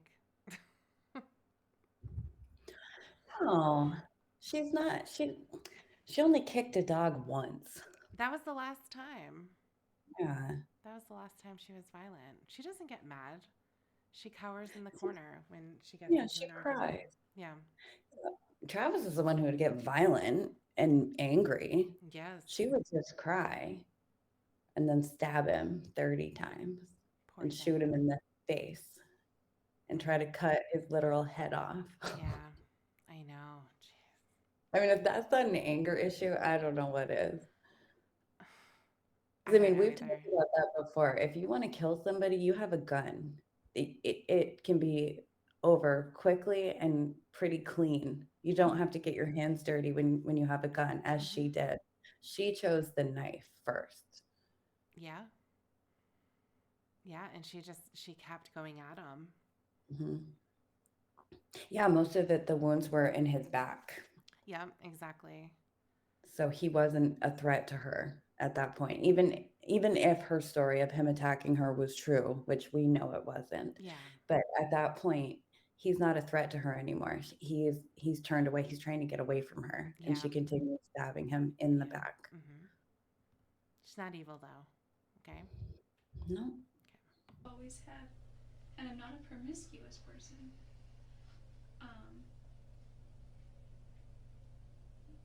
Something attracted you guys to each other. yeah, and I think there was also, I knew him well. I knew him through and through. I loved him and I cared about him. And I knew we weren't going to get married, so I just, but, How did you know you weren't going to get married? um, It's couple like of reasons. it's like oil and water. You guys just don't mix. We mixed really well for a time, but I think when I discovered his ways last year, it was so hard, but What um, ways are those? I just he didn't seem like husband material, but it didn't mean that he wouldn't be in the future. It just meant that something that Chris and Sky said to me back in January of 2007 really stuck, and they said, "Do you want to be like Deanna and wait 6 years?" Yeah. They made jokes saying, "If you wait 6 years, you can get free breast implants," because he bought her breast implants at one point, and they're like, and then he'll really do it. Just all these things, and I was like, what? Why would they say these? Anyway, that one part stuck though, and I felt that women have, not all women, not Mimi and not certain other women, but most women just fall all over themselves for Travis because he's nice and he seems like the whole package. I think Mimi kind of saw through everything. There's some people out there that can see through stuff. I was I kind of did too. Like I had never been. Come on, Yeah, Jody. I know. He wasn't Well, husband material. I saw through him. The other women would just fall all over him, but not me. and then as soon as he brings up, well, Mimi probably saw through Mhm. all that. And she's like, well, yeah, I did too. Yeah, me too. Mimi's not better than Definitely. me. Right. You better not be saying that. I think she also likes the fact that Mimi was not attracted to or wasn't interested in a relationship with Travis. Like it's kind of like gloating. Like, haha, Travis, you didn't think I was good enough for you. Well, Mimi didn't think you were good enough for her. Oh, that's interesting. Yeah. That's Well, she's brought it up before and or maybe it's later. I don't know, but she talks about Mimi another time during the interrogation and she was saying like how she heard from Travis's bishop at the church that he was just heartbroken that Mimi didn't like him, that that mm-hmm. Mimi wasn't interested in him in that way. And the way she said it just kind of gave me the impression that she liked that. That made her feel I don't know, better than if Mimi did like Travis. I think she would have been really jealous if they had like a connection. But Oh yeah, yeah, definitely. I think it just made her feel good. Like, haha, Travis, you broke my heart. Well, look, Mimi kind of broke yours too. How do you like it? Yeah, no, that's interesting. I was thinking that she was still very jealous of Mimi because Mimi is presented, according to Travis, as like the perfect woman. Exactly the marrying type. And Jodi is just trash. He can sin with her. They can have all kinds of crazy sex. They can take trips to go make out with each other in a hotel. All of Hmm. those types of things. And he would never, ever bring that up to Mimi because Mimi's a good girl and Jodi isn't. So Right. that's what I was thinking about, but it does make sense the other way too. Like, oh yeah, Travis, you're not so great either, are you? I mean, I think it's both. I think she's absolutely jealous of Mimi, Yeah. completely, like, um, consumed by jealousy Mm-hmm. for her. I think that's part of the reason she killed him when she found out he was taking Mimi to Cancun. I think that's when she started planning everything. And I mean, because you would think in her mind, she would think, why wouldn't he take me? We are the ones who travel together all the time. We had the plan to see, 200 places to visit before you die, or whatever that book was Yeah. that they were interested in. So I think she was super jealous of that. Hmm. Pursued by a person like that. Um, but at the same time, I saw, I'd like to say, like, maybe saw through this, but I saw beneath that and through that. Like he wrote that thing on his blog, The Gold from Within. And I really did see, like, inside, he was an amazing person. He was a good person. He was a generous person. He gave. Okay, so that makes more of a point too, where she's saying, well, Mimi is seeing the outside. She's only seeing what's on the surface and maybe a little bit below, but I see who he really is. Yeah, of course. But and who he is an amazing person Yeah, on the inside. right, Like, make up your exactly. mind, I know, Jody. I know. So much, and he. Well, maybe you chose to actually look past that first level. Somebody like Mimi looks past that first level and sees that's something I don't like already, and I'm not going to look any further. You, on And the other she hand, spends a lot of time at the temple, so I yeah, think that this. I've never been endowed. I've never been through the temple, but from what I understand, I think that it's such a sacred place, and meditating there and being there will help to give you further insight about where just you as a person are supposed to make a move on a certain decision in your life. So maybe that just wasn't for her. that's true. I also was thinking after the fact, I didn't get every chance to discuss this with him. I didn't know she was going to Cancun, but and I didn't know she didn't. She flat out told him no. But I thought, So that's completely out of the the theory that you went there to convince him oh to yeah, not go. no, not at all, not at all. Okay, because that's the first theory that was thrown out there was she was jealous. She knew that he was going to Cancun with this other girl, and it was just jealousy. I never. It's the simplest I asked thing. him at one point after I moved. I was like, hey, who are you taking to Cancun? By the way, I knew it wasn't. At one point, there was a girl named Brenda who, and she wasn't romantically involved. She just in the business, and she saw me at the memorial, and she's like, now, wasn't he going to take you to Cancun? And that was like, we found out about Cancun a year prior, right about the time we broke up, and so, like, I never really assumed that I had a ticket there. And, as things went on, it was just never discussed, so there was never any discussion. That never went through your head. Then. Yeah, there was never a discussion that I was going to Cancun. Not on that trip, not with him. Maybe sometime in the future, some other time with somebody else, but no. So no, that wasn't an What issue. about the trip of him coming up to you, come visit you? Is that something that was planned, or is that something that? Yeah, it was. Because I wasn't even sure that was true. No, no, it was postponed twice. He was gonna maybe come up and I kind of like was hoping he would come in by March. I'm sorry, May 24th, because I was singing the national anthem at the races, and I thought it's part of one of my goals for this year was one of my fears to overcome was being in front of a large crowd or public speaking. You have anxiety with crowds. Yeah, there were three fears. One was handguns, which is one of the reasons I got a gun. There was a CHP here in town that said he would take me out and go target practicing. And I went to the sporting goods store several times to see what he had, and they were all in the $500 or $600 range for the kind that I wanted. So they were too expensive. But then there was this one. It was cheap. It was like $100 and something. And I said, all right, let's do it. So I put my money down and got my little 10-day background check and all that. So and then I got it and I was happy, you know. Um, and then and the third one was skydiving, so I was going to do that sometime this year. But he wasn't able to make it up for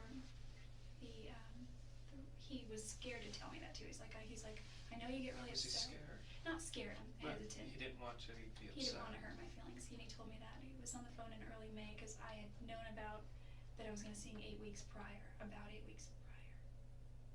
Yeah, because I had approached the guy at the state down by the Purple Plum, which is this one of the middle exits there. He works at the gas station area. I ate there this morning. Oh, really? It's pretty good food. You used to work there, didn't you? Yeah. They're good people. They It's took weird me 'cause out I went to go eat there and I couldn't get it out of my mind. Jodi used to work here. Constantly thinking about you. Because of this. It was a good place to be. I worked there twice actually when I was 18. My dad closed his restaurant when I was 16 or 17, and that's when I was a server there. And being a server in a restaurant is probably one of the best positions because you tend to make a little more money than the other positions. It's the tips. It's all contingent, but generally it works out in your favor. You've got that kind of personality. So I know you didn't care about the books. I'm just curious how you feel now. Well, I wish, well, first of all, I've never known anyone who can talk like Jodi can Mm-hmm. about nothing and give details about it, about things completely off topic. She'll get so easily turned around. He'll ask her a question like, well, I can't even remember the question now. Like, oh, were you jealous that Travis was going to Cancun with another woman? No, but I used to work in a restaurant, and the person who owns the restaurant, actually, their sister-in-law has books and paintings, and she'll just tell these stories that have nothing to do with the subject at all, and she loves it. You can see again with like her body language at this point, she's like leaning forward, she's making eye contact with him, no more head in her hands, sniffling and sighing and acting all stressed out. Now she's excited to talk about the purple plum and the great tips you can make if you're a server at a restaurant. Right. Yeah, she's very animated.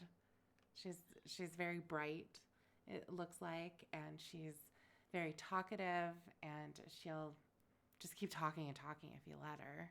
Hmm. But yeah, as soon as it's funny because you can see the detective wanting to kind of bring it back because of course he does. He doesn't want to sit Yes. here and listen to what job she had when she was 16.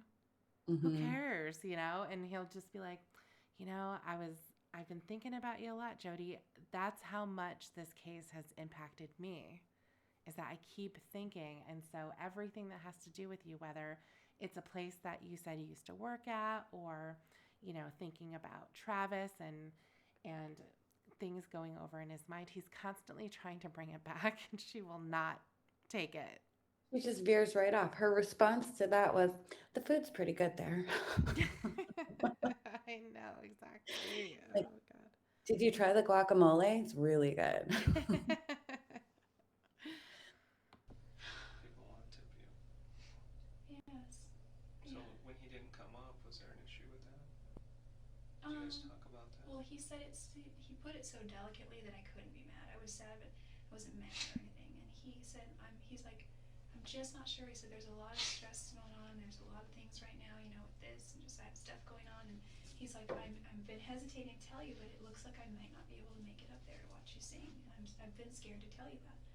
And I was like, oh, he says it, and he taught me this technique. He says it in a way to disarm you first, to where you're just like, well, oh no, reverse psychology sort of. So he said that, and I could tell that he really was concerned that he would hurt my feelings. Is that when you decided to, or he decided to invite you up? No, not at all. Because he didn't invite me up till he found out I was going on a road trip. But then he's like, but he's all definitely the first week of June. He's all probably before I go to Cancun. And so as that week got closer, you know, he was like, look, we had a big fight somewhere around then. Um,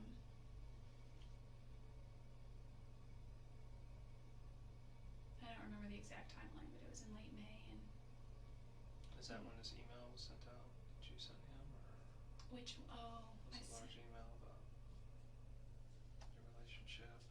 just how I think that, yeah, because I just could tell.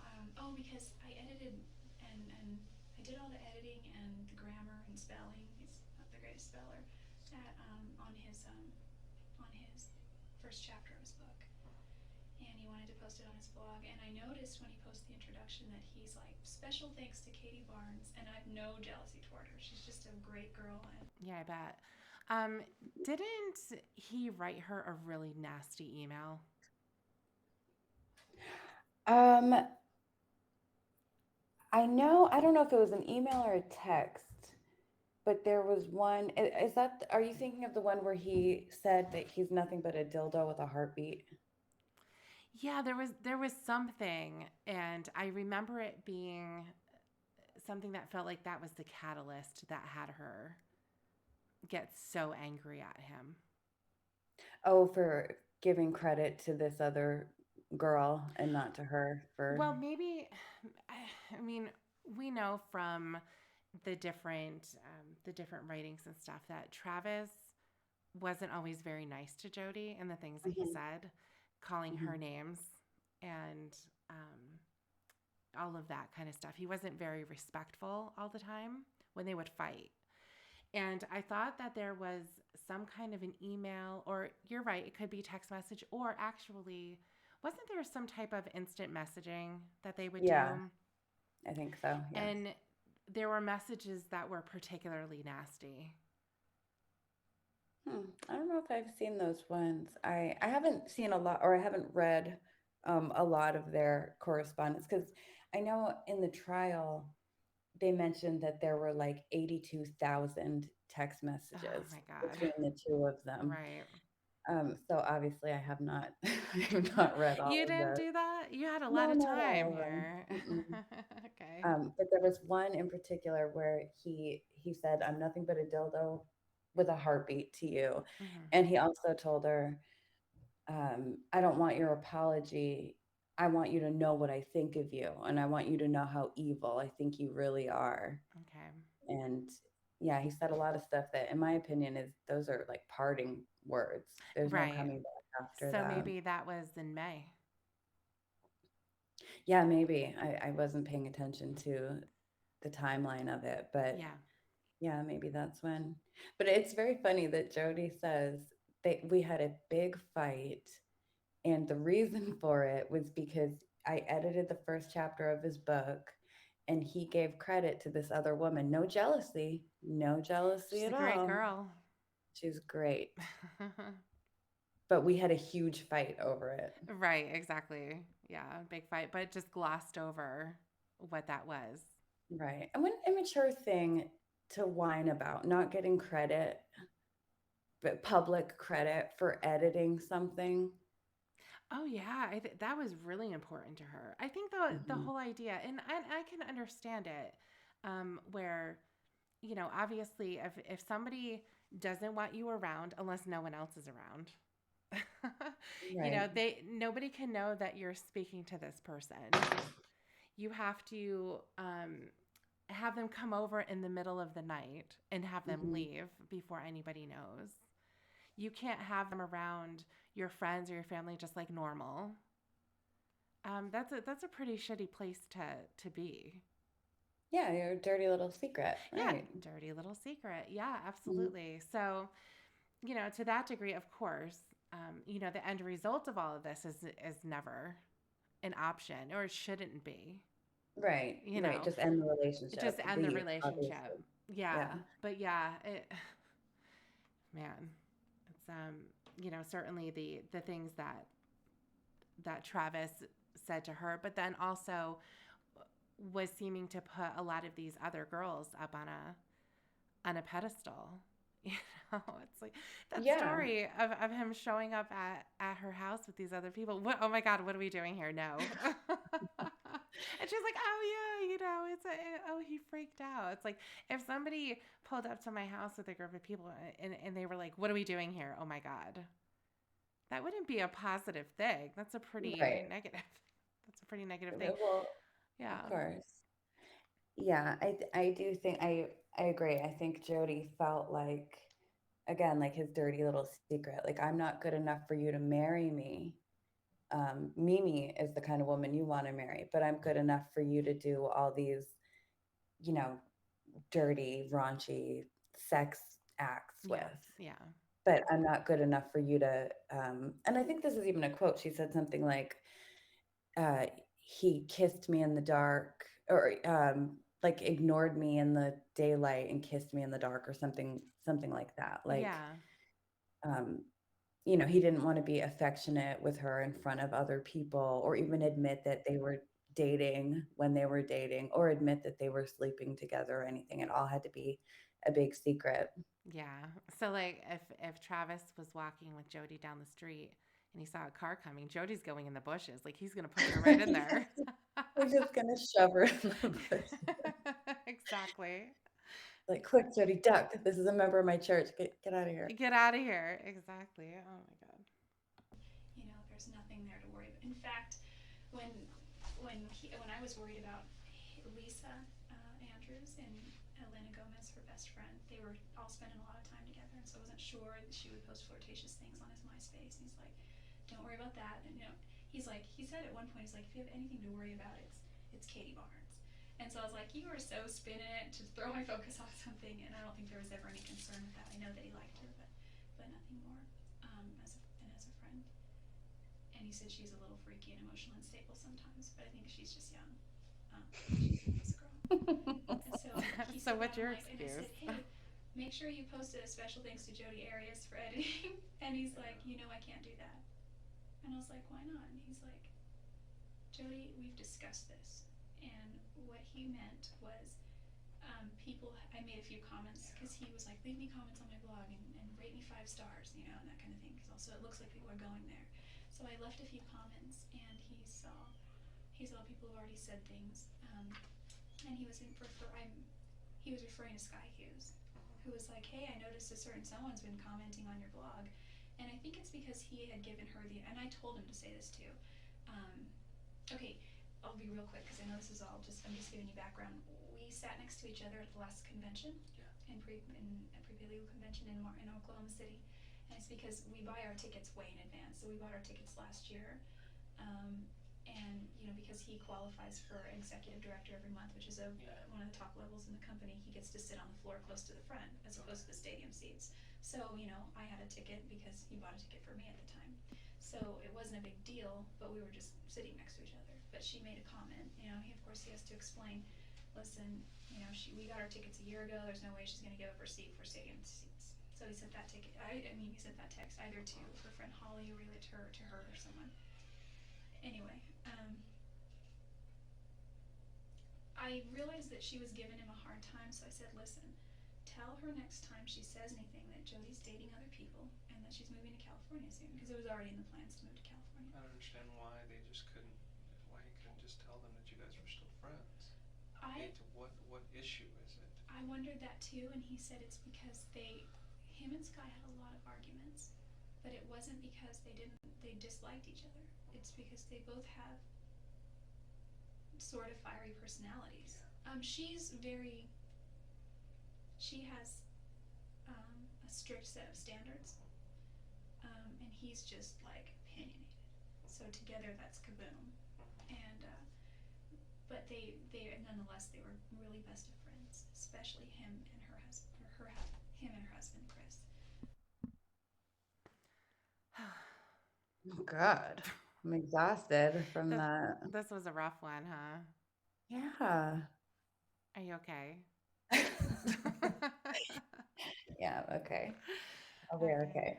Yeah, It's it funny was a rough though. one. She just said, Okay, I'll be really quick because I know, like, I know you don't want to hear this, but I just have to spew it all out anyway. Yeah, and you can tell by his body language that he's just like, ugh. He's like shifting in his seat. He's like, Jodi, come on, man, just tell me what That's I need to exactly know. that's exactly what I was just doing. I was like rolling my eyes, shifting in my seat, like sighing. I Like, know. all right, enough about sky hues in your seats, in your tickets. Let's get to the point. Yeah, exactly. Well, we only have one more to go after this. Okay, good. The next one is the good one. The next one is the good one. Um, Mhm. if we were to done that today, we'd be here for hours because it's another Yeah, hour. definitely. And this was a lot. We need to decompress Hmm. after the ridiculousness of this one. Yeah, definitely. But speaking of ridiculousness, you watched a movie. I did. I watched the movie, Dirty Little Secret. It's the Jodi Arias Lifetime movie. Yes, yes. And you know, it's funny. I realized before that I talked about this movie, but I never told anybody what it was. So yeah, it's Oh, called Dirty Little Secret, and I thought that it was on YouTube, but it's not anymore. hmm. So you were able to watch it on what, Hulu? Yep, it's on Hulu. Okay, and I was able to watch it on Amazon Prime. So you can Mhm. get a 7-day trial of the Lifetime Movie Network if you're not interested in watching all of Lifetime. If you don't have, if you can't find it anywhere else, those are at least two options. But yeah, it's called Dirty Little Secret. So, what did you think? Well, I'm actually glad that I watched it. Um, like, I don't really like movies. I don't even good movies. Yeah. I don't really enjoy watching them. And I did not expect, great things from this one because it is a Lifetime movie. And Tori But Spelling's not in it. no, Yeah. no, she's not. Bobby Yeah. from the Brady Bunch is in it though, or the Brady Bunch movie. Yes, exactly. Yep, exactly. He's in it. He's in it. Yep. But my thoughts mainly is it was kind of and I mean, I know it's a Lifetime movie, so I wouldn't expect them to like dig super deep, but it was really superficial, like a superficial look at their relationship. And it's interesting how they chose to portray Jodi and Travis, um, which I don't think it was, well, there were lots of inaccuracies, first of all. There were lots of Mhm. things that just never happened. And I understand they kind of dramatize it Yes. for TV, Yeah. but the Jodi was very like sultry and seductive and confident and what's the word? Outgoing and like forceful almost. Like the character was the kind of woman who would kind of like grab a man by the collar and be like, "Come here, you hunk. I know what I want, and it's you." You know what I mean? And like Yes. drag him, like very sort of forceful Yeah. and confident like that.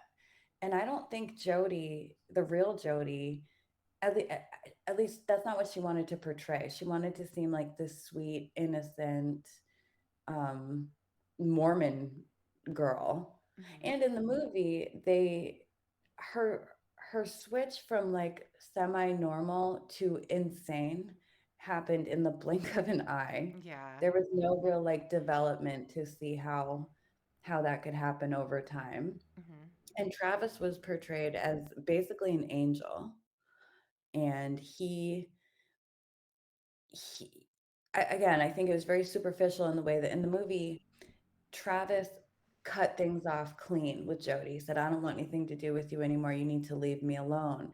And then Jodi went on to stalk him and do all kinds of crazy stuff, and he refused to talk to her. But in real life, that's not how it happened. He Right. didn't cut her off. He kept having sort of secret relationships with her on Yeah. the side Yeah. and kind of leading her on and saying, "Well, we're just friends." But obviously, they were more than friends. They were sleeping together. Hmm. Um, But yeah, I just the way that it was inaccurate in that way. And Travis, of course, was the victim in this crime, obviously, but they tried to make him look much more innocent in their relationship than I think he was, or you know what I mean? Like Yeah. he was happy to be entangled in this drama and in this mess with Jodi, at least for a time. And um, yeah, in the movie they made him much smarter, I guess, and just said you need to leave me alone and go away. And there were also like the way they met in the movie was completely fabricated. Jodi walked in on him using the urinal in the men's room Right. and just blindly said like, Yeah. "I think you're amazing," and he's like, "Dude, I'm using the bathroom," and she just ignored it and kept talking to him. I thought Right. that was pretty funny. Yeah, yeah, no, definitely. It is interesting to see how they portrayed it. Obviously, it's for TV, and they have to fit Mhm. everything into an hour and a half.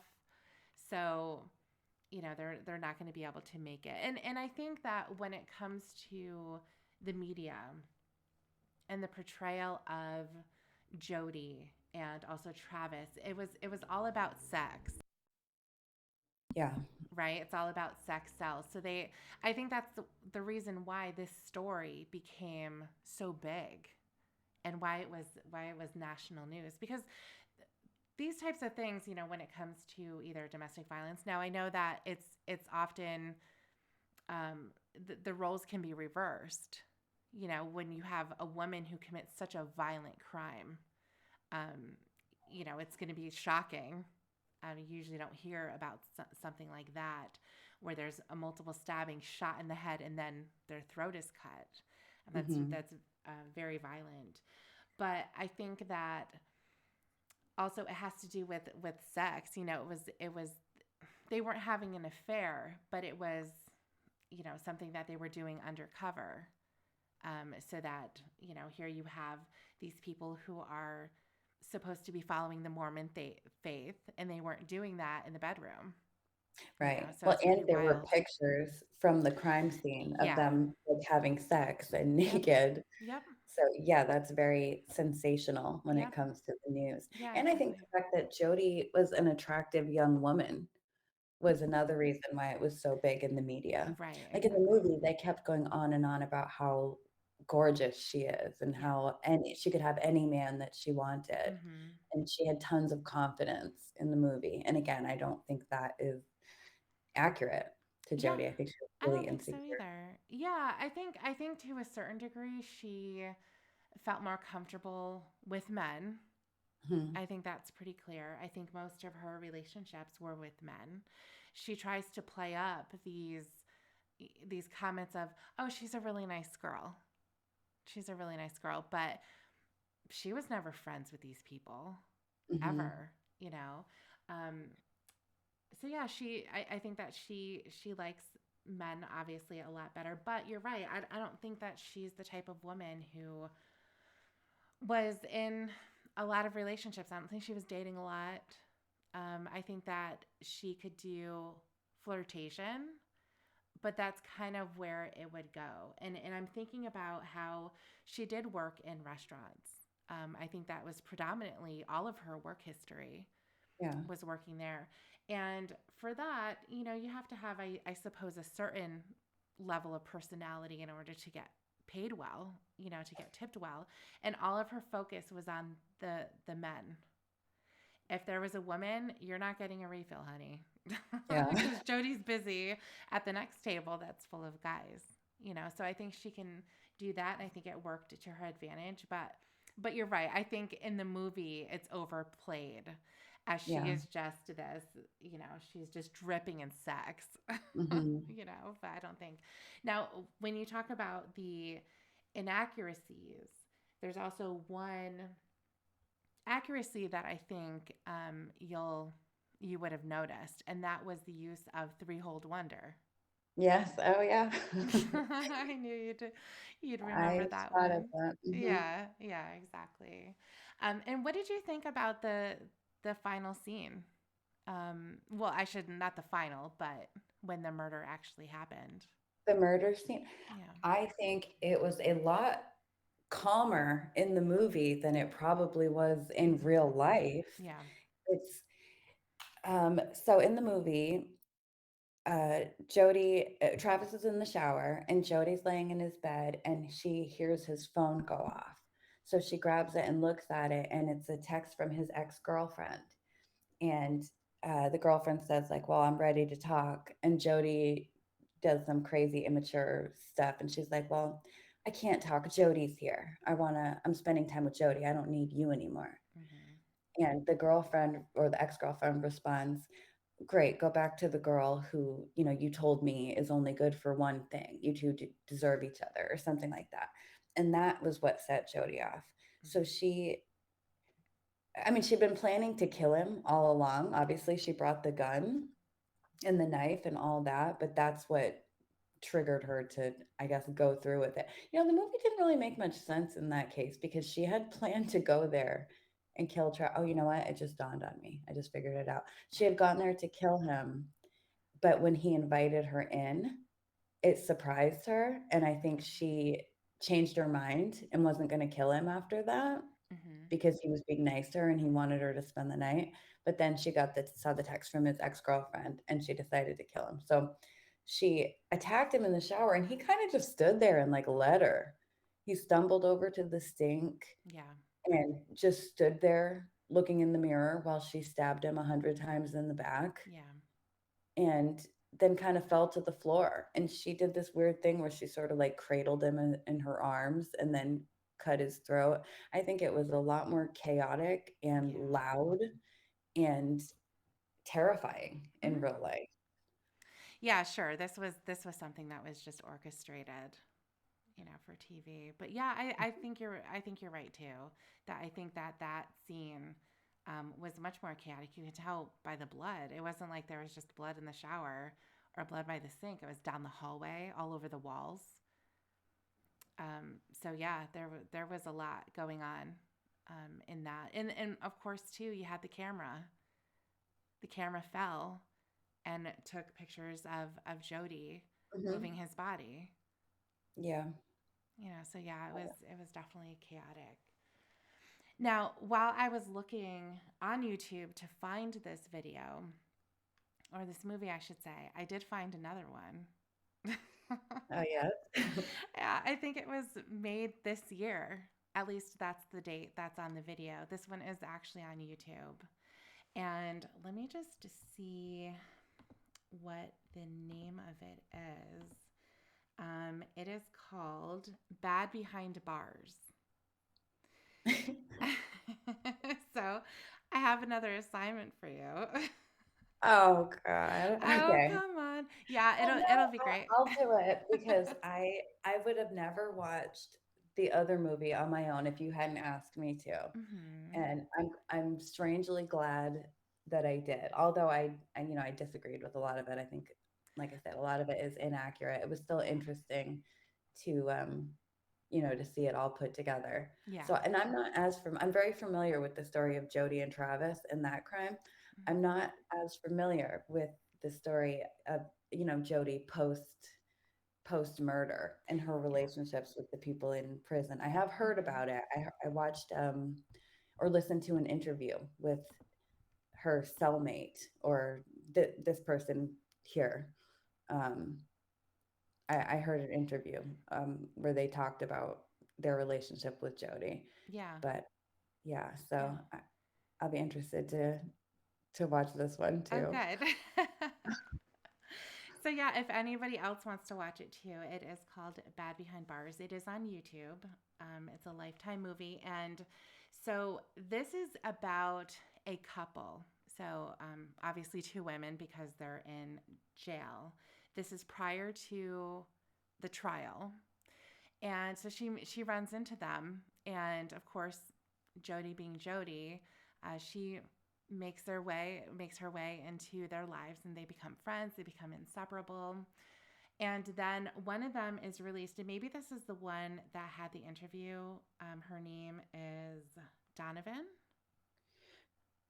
I I don't know can't if you remember her recall. name, but the one who did the interview is the one who let Jody tattoo her. Okay, very good. Well, this is the movie. It's about this Okay. couple Mhm. then, and so it goes through their friendship. And Donovan was released prior to when Jodi went to trial.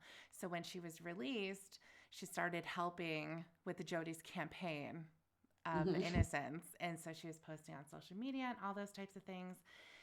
But then things started to change because Donovan started to learn about Jodi's story, and it wasn't how she portrayed it in speaking to Shocking. them. Believe it or not, she was still Mhm. lying when she was in jail. She's probably one of the only innocent people in jail, I would Yeah, imagine. So, definitely. yeah. And so then when this happened, Donovan started to not be as supportive. And it says in the very last part of this, Jodi's vengeful side emerged. Ooh. Oh, so I think that this will be interesting. But same with you, I'm not too familiar with the other sides of things that happened after the Mhm. fact, when she was in jail.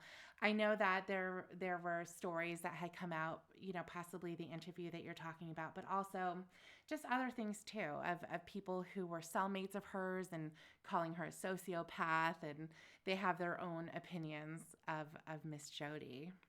Mhm. And then, of course, you have too this guy, Lefty, who wrote a rap about her and also had phone calls with her, and they became friends. And I wonder what he's thinking today. Yeah, I'm gonna have to look into Lefty more Look into Lefty. Yeah. Yeah, and maybe. figure out what his game was. I wonder if he really thought she was innocent or if because he is a musician, of course, or Hmm. an aspiring musician, rapper, whatever. Yes. Um, so I wonder if he just kind of wanted to capitalize on the media storm around Jody and just get his name out there. If that's what he was going for, it didn't work because nobody knows who he is anymore. Nobody knew. I mean, you came out of left field with this today. I know, I don't even know how I found it. I found it forever ago. Yeah. Um, yeah, I don't know. I just stumbled upon it and thought, oh Yeah. my dear God. No, it makes perfect sense that it seems like this is a publicity stunt. I mean, Hmm. why would he be so interested in Jodi? Of course, he's not the only one that's contacted her. Right. She has many people that write to her, whether it's because they think that she's attractive or, Hmm. well, I mean, when it comes to guys, I would have to say that's probably it.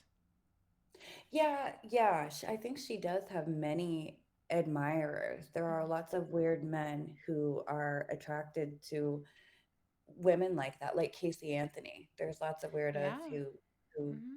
obsess over her too. Yeah. So I know that these guys have like sent Jody money and helped her out that way while she was in prison, and I think they bought some of her artwork. Oh, So yeah, yeah. The I guess artwork that was in Travis's garage, or in his maybe garage, probably with all the books, or along with the maybe book. she made it while she was in prison.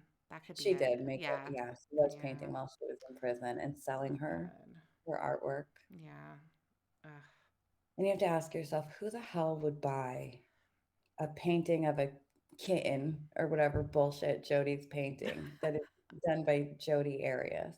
Actually, I think she did like self portraits and stuff. Oh, that's interesting. I'd be I mean, interested I to see what that looks like. think I've seen some of her paintings and they're pretty good, to be honest. Okay. She's not bad. I was thinking while they were talking how she did the national anthem. Hmm. I'm curious if that's out there somewhere. Well, we've all seen what was it? The Oh Holy Holy Night. Night. Yeah, Yes, we've that all she's seen that saying. one. Oh, yeah. So creepy, isn't it? Absolutely. Oh, that's so creepy. Yeah. So we will both be watching this movie. I expect it's going to be amazing. Hmm. Actually, I think one of the women in there, and now I'm not sure which one this is, but I think she was in Orange Is the New Black. She Oh, looks really? she looks kind of familiar, so Hmm. I think she may have been in that. But yeah, aside from that, not sure what this is going to be about. It's going to be amazing. Yeah, Lifetime movies usually are. Yeah.